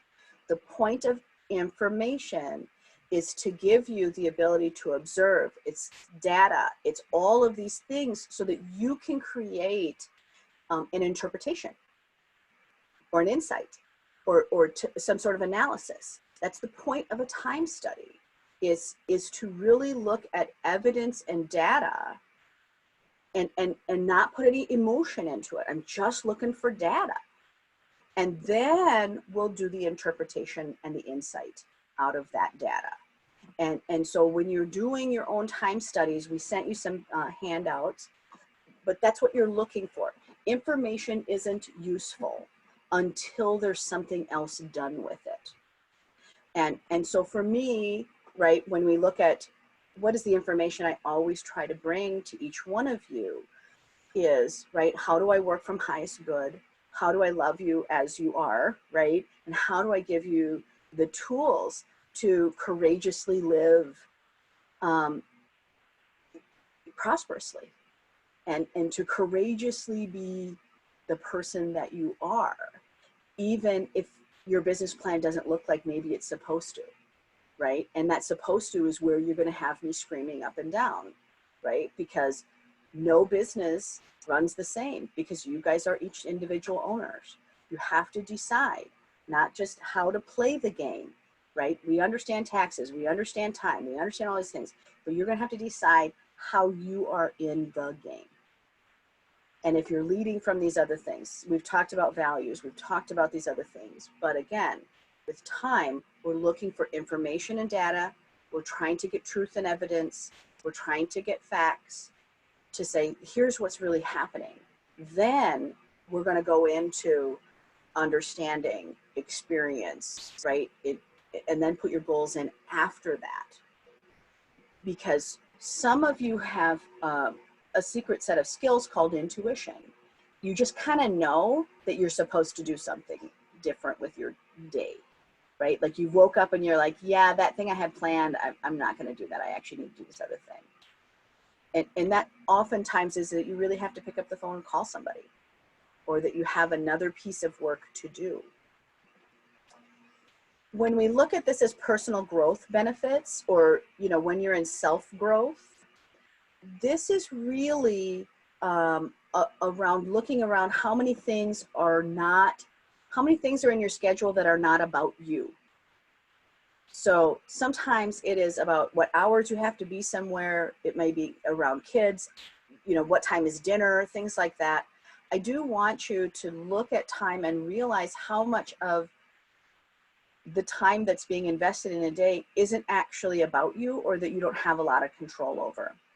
So people who have jobs where they're scheduled in a lot of meetings, they really don't have a lot of control. And that's the first place where I go, you're going to have to push back, because you're going to have to start being in control about your personal time. And the more in control you are of the time that you have outside of work hours, the more you'll be able to control the time inside your work hours. So if your time outside of work hours needs to be devoted to loving people, or to taking care of your house, or to, you know, doing the things that keep you in order, it's so much easier to not be lost in the day. Because all of those things that aren't in order in your personal life are going to bug the living gooey out of you. Because your brain, I don't know if you've looked at the people on this list here, right? Everyone here likes time. You like to plan it, you like it to work efficiently, and you like to achieve. There's no one in this class today that is not an achiever. Y'all know how to do great things. So when you're failing in one area, it's still bugging you, even when you're succeeding. Even if you're going out and doing great, I'm so good, like this was a power day, right? As soon as you get out of that space, you'll start punishing yourself for what didn't get done, right? Or what's still on the list. So on personal growth, that's the other part, right? And here's kind of my little love pat for you. Time is a cup. For those of you who have been in class, you watch me do this, right? Resources, I pour a glass of water into a cup and wait for you to scream once it's starting to overflow, right? So time is a cup. You're going to put things into that cup. But here's the deal. A lot of you, me included, right? My cup is too full and I got to move at the speed of a comet. So my crap is spilling out all over, right? And then I'm mad when everything spills out of my cup, right? So if you've put too much into your time, you don't get to necessarily have a choice to be mad when your cup is spilling. You're the banker. You're the banker of time. You're rich every morning. There's 1,000 minutes. And by the way, that's 16 hours. I just gave you guys 8 hours to sleep. That's it. So, but you know, that's 16 hours. Most people are awake 16 hours a day. I would prefer to be awake 14, but we all got to get some skills, right? So if you have handouts and you printed them out, I would get them out because those are going to be what's coming up next, that we can kind of go through what those handouts are. And the piece that that I do want you to kind of come back to with that banker position is this statement that's on the board right now.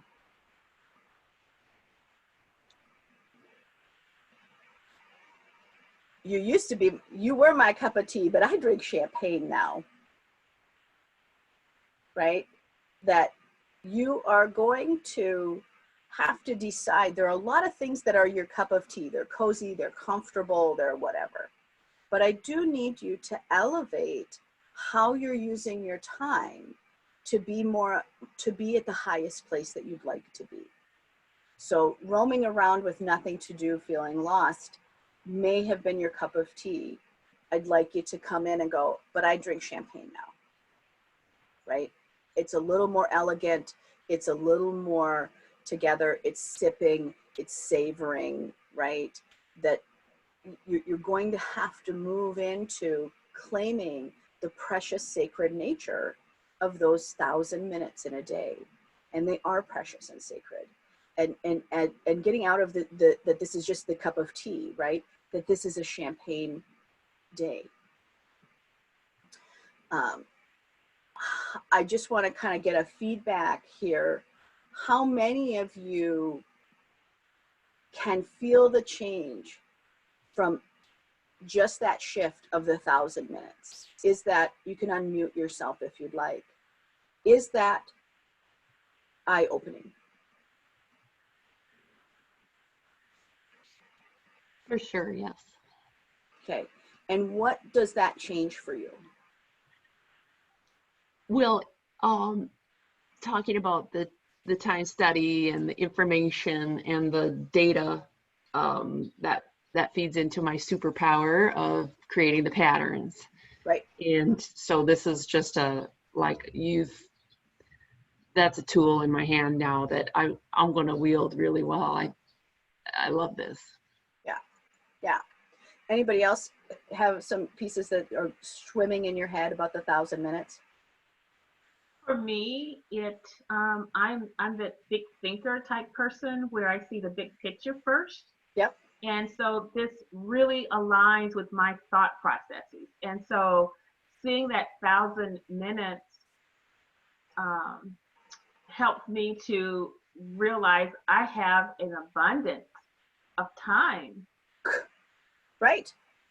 To do things, and then I can break it down tactically, but it's that big picture, the overall visual that really gave me new energy. Right, right. Alice, how long have you been in business for yourself? I've dabbled for years, but I would say the last 2 years since I've been in Charlotte, well, 3 years before I came here, I really put it together. I played around with it. I've worked full time, and it was very difficult to get it off the ground. But the year I left, I got it off the ground, and these last 2 years has been when I've been really 100% focused on building my business. And so I'm at a point now where I almost know it. I almost understand what it is I do. Right. And are you working, do you work on your business every day? So do you really have the 1,000 minutes every day? You know, I have the 1,000 minutes. I have to say, because I get distracted easily, I don't. But here's the thing, though, because I am the admin, I'm the marketing person, I do all the proofreading, I do everything on my own. So when I look at what I have to do, I get overwhelmed. And then my brain just gets so full of, I got to do this, I have to do this, I got to take care of this, I got to do this, I got to go out and sell, I got to also do the proofreading, I have to do the marketing, and I don't have that background. So I'm researching here, I'm doing this, and I'm doing a lot of that keeps me from really doing what I like to do, is to create a webinar and to teach my workshop. And so I find myself always planning that. Right, right. Well, I think the other handouts will really help you a lot. Michelle, I'm just going to call on you for a second, because this would be something I would see you would really also like to have a pattern for. Is the 1,000 minutes helpful to you? Yeah, it's very helpful. I put some notes in the chat that it makes me think about time the same way that I like to think about food in terms of making choices. So when I track my food, I tend to make better choices around, is this really what I want to do with my macros or points or whatever? Right. So I can absolutely see viewing time the exact same way. And it was kind of like a moment for me. Right, right. Fatun, I'm going to throw this out to you lastly, the 1,000 minute concept. I could see you really enjoying that. Is it a helpful concept for you?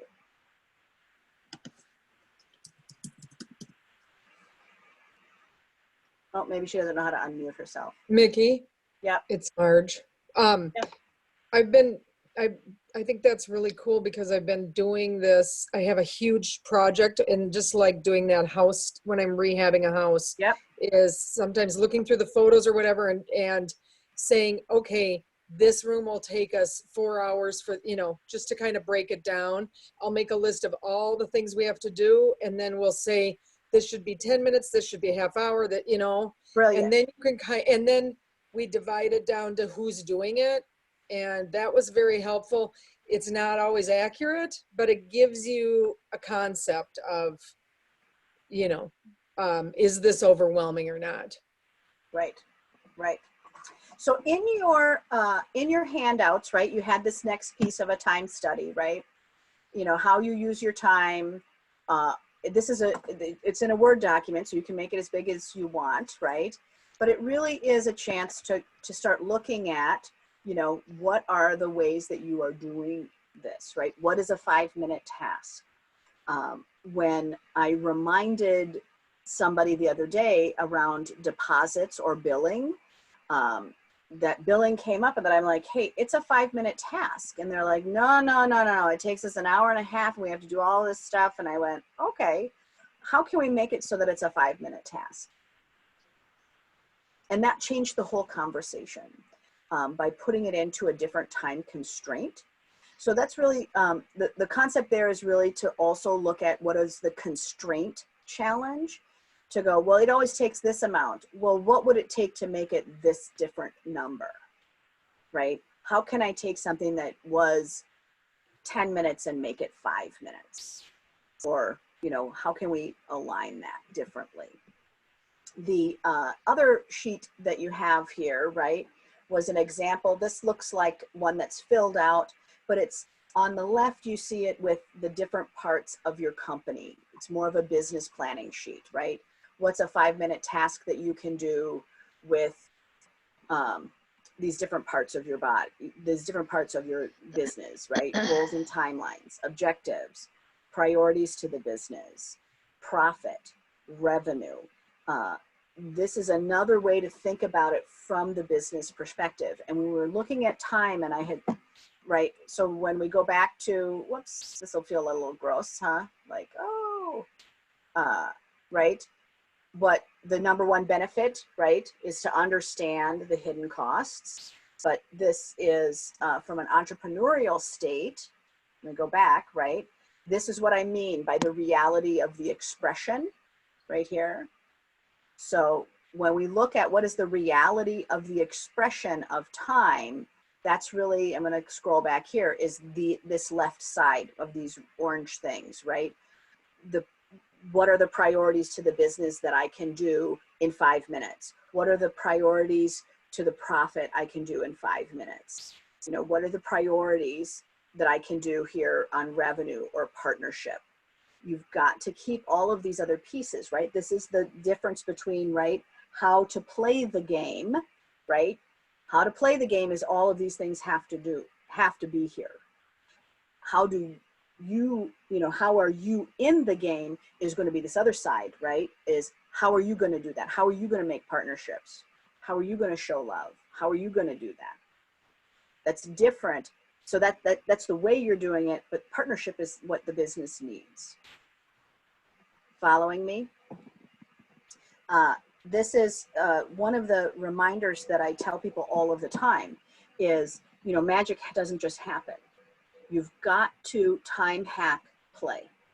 So if you're going to do one thing out of today's class, the one thing I need you to do is write that 1,000 minutes down. And the second thing is that I would start putting in there, how do you play? How do you play? And how do you get that time in there? Because that's what's there.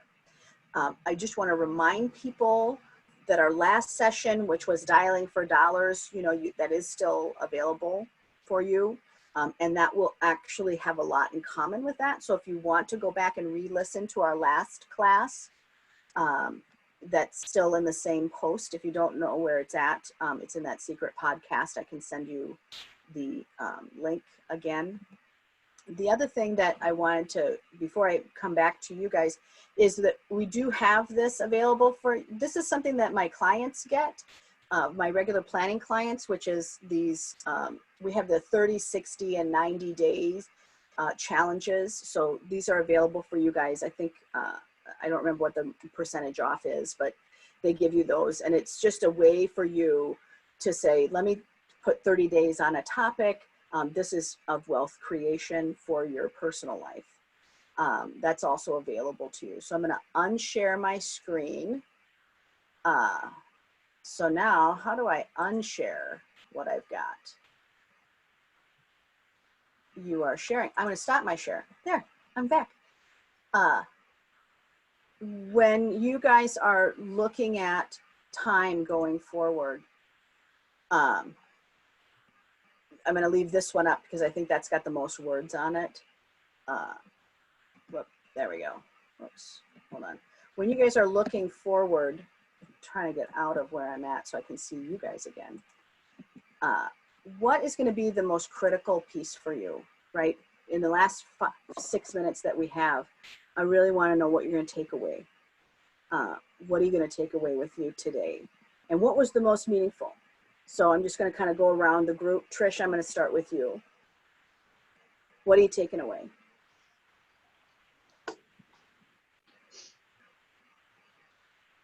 Okay, well, somebody can take Trish's spot. Sandy, can I go up to you? Sure. My biggest takeaway was the 1,000 minutes, and also what can I get done in 5 minutes? What can I get done in 15 minutes? And really break a lot of things down. And also, yeah, to look at how long it takes me to do tasks, because some tasks, I just let it take a very long time. Just my process and my method. And I want to work on shortening those tasks, and see what else I can delegate also. Those were my main takeaways today. Good, good. Ashley, I'm going to come to you. I think we might have done something similar to time management maybe about a year ago or so. Yep. So when you're talking about time devoted to tasks that others could be doing, I've started allowing myself to delegate to one person. And I'm actually having a good follow through from that person to move things forward. So I'm opening myself up more to allowing that at this point. So, being that I'm like, I feel like I had this less than a year ago, and now I'm actually putting it somewhere. That's something that I'm seeing. Good. Janet, what are you walking away with today? I liked what Alice said about what is the big picture. And then we have the 1,000 little minutes that make us rich, that we have that, because we could have 5 jobs instead of 2 jobs or something. So we're rich in time. And then I really liked how she said the big picture, and then the banker in us all going, taking this big goal, getting rid of the one obstacle, and then how do we want to split that up? Love it. Love it. Nancy, what are you taking away? Much the same. Like, what is the goal and what do I need to clear? What's in the way? I really love that. You know, like it's so simple instead of just, you know, my mind starts going in too many different directions. And so keep streamlining that and keeping it really simple feels really good. And the 1,000 minutes, that's pretty amazing. The awareness of that. You're rich every day. Like when you open your eyes, if I could have one change for all of you, it would be that, is that you are so used to feeling starved for time, or that you're fucking it up. I mean, think about that vibration that you've had around this time. I'm not doing it right, punishing, right? Think about how many awful things you tell yourself around time. I'm not using it right, I'm doing this, that should be this, right? Like it's punish. And I've got to throw that away. You've got to throw all of it away. And just know that every day that you wake up, you're rich. We also, You're rich. we also have the gift of flexibility. Yes. Yes. And a lot of you do have that. Say Fatun, what that are you last taking line away? again. Say it again. Say that last line again. Well, she was talking about the negative of how we say what we do wrong, but we have the gift of flexibility. That we can order what we do in our day. We can decide what time of the day we work. We have flexibility. Fatun, what are you taking away from today? Well, 1,000 minutes. And also, I told you about some time ago that I was using the 30 minutes and I loved it when I was doing it. I was excited. I was getting a lot of things done. And all of a sudden things came and, the beginning of the year with coronavirus and kids being in the school and homeschooling has distracted me. So I think, I'm gonna go back to my 30-minute, waking up 5 a.m. and doing my 2 hours to myself, whether I was reading, was doing my writing, or was doing my exercise. I had 2 hours to myself from 5 a.m. to 7 o'clock. And I at that 2 hours, I accomplished a lot. Right. And I miss that. So it's time for me to go back to love that. that energy of self-love, right? Yes. Yep. To go, let me put me first so I know who I am, right? Once I fill my soul with that 2 hours to myself, I have so much energy to do the rest of my day with the kids, with work, and working with the nonprofit and helping people. My day was full and filled with love and energy. But that's what I need to do. Right. Michelle, what are you taking away today? I think the big thing is the 1,000 minutes and how I'm going to be looking at time differently with that that frame of mind, that mindset. And I also, somebody else in here said something about sometimes we have tasks that we allow to take a lot of time when they really shouldn't. And I'm going to work on really tightening that up because I'm very much a putzer and I will go back and forth tweaking something way too many times. And I really need to start looking at, is this necessary for myself or is it just kind of a time suck because there are other things maybe that I don't want to do. So I just allow myself to just be caught in that cycle. And I think that's where that banker piece comes in to really, again, right, when we look at that, right, what was the value of your time, right? Depending on what your income level is. I like having that number there to go, really?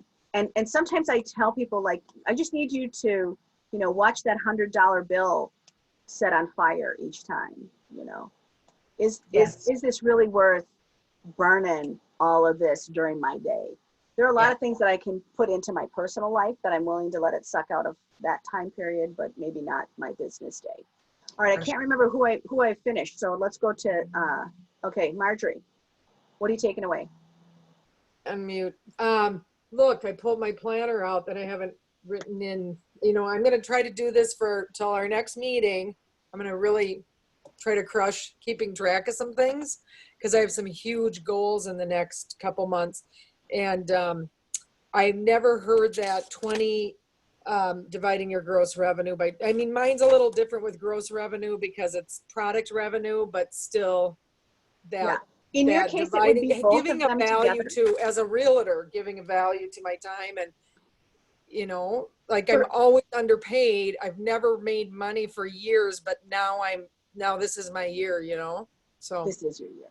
Yeah, it's way better, so. All right, who did I forget? I'm forgetting, I feel like half of you. What are you taking away? Okay. just chime in. This is Donna, and I'm, in addition to the 1,000 minutes, awesome, but I really have taken away, I mean, we compare the inside of ourselves to the outside of others.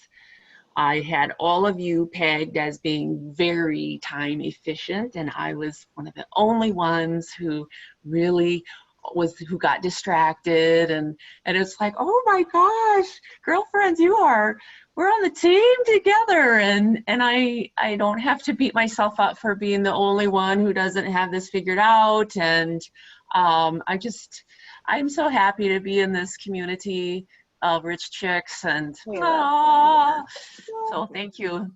You are welcome. Okay, who else have I forgotten? Kim, tell me what you're leaving with. Alice. I'm leaving with the blueprint. Leave your shoulder off. You gave me the blueprint I've needed. I mean, this example sheet is so powerful for me. It's like I can just do this and it will keep me on time, because I spend so much time trying to figure out how to create these systems. So I'm walking away with a system. Right. Right. That's what I'm hoping for. Okay, Danny, what are you walking away with besides the dog? Besides the dog. And then The Janine after 1,000 you. minutes. And well, really 3 things. The 1,000 minutes, the champagne quote, which I say a little differently. I don't know if you guys The saw whiskey, that. right? Yes. That's the derelict of your youth, I think. I don't like champagne. And the fact that eventually I'm going to have somebody do my books for me in my business, because I'm really bad at it and it takes way too long. And it's going to be a lot easier for me to pay somebody to do my payroll and to do my books for me than it is for me to do it myself. Good job. Good job. Janine, I know I didn't call on you to what you're taking away, and Ashley, I don't think I got you either. I apologize that I took a friend to the airport in the middle here, so I would really like to That's so awesome. have a playback of about 25 minutes. Okay. I did have a little thing that hit me while listening to everything here. I think it's okay for me to not try to work in my business right now. And if anybody's looking for something to delegate, I would love to help you. I would love to create busyness for myself by helping somebody else with their business. And I think that stepping back from my own whirlwind of things in my own business would really help nurture the drive for that again. Right. So please. Oh girl, I got a list for you. On it. I would love to help. I will just start typing it while we were on here. Yeah. Yeah. So I'll just throw that out to anybody who is interested in having something to delegate. Good. We love it. That's a really generous offer. Okay. Who else have I missed? What are you taking?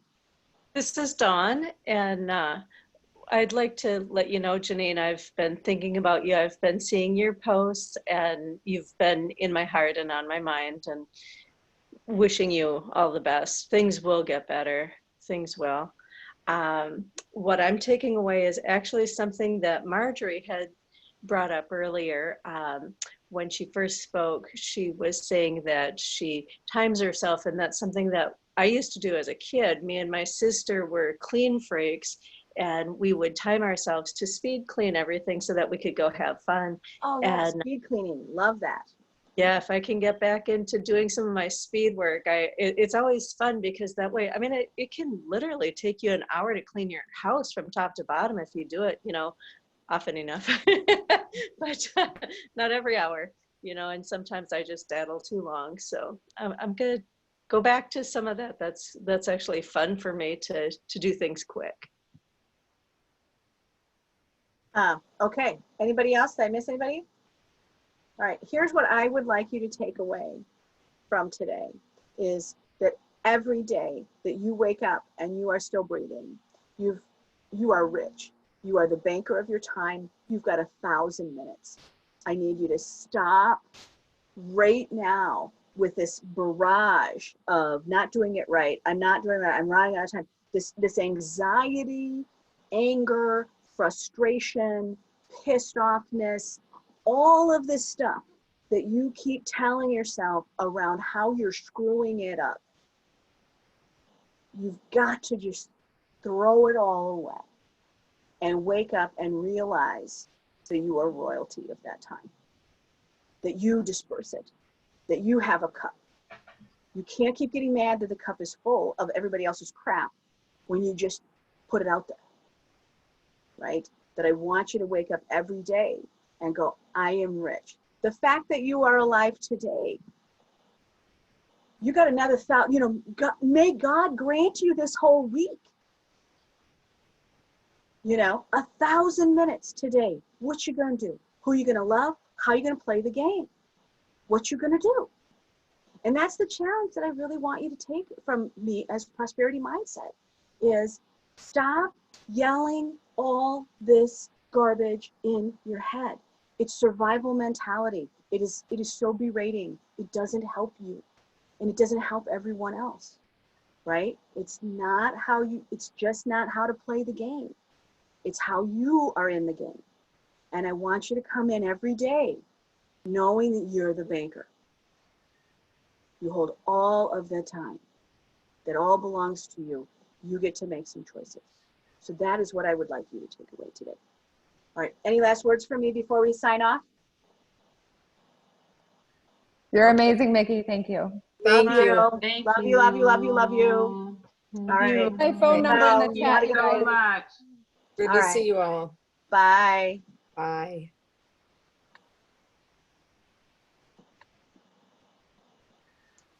Mickey, Yeah. could you put your cursor on me and in the box up there, the 3 dots? Oh yeah, would you like to be the host again? Well, I'd like to close this out, so if you would do that. You can be our host. I love Yeah. learning new stuff. Okay.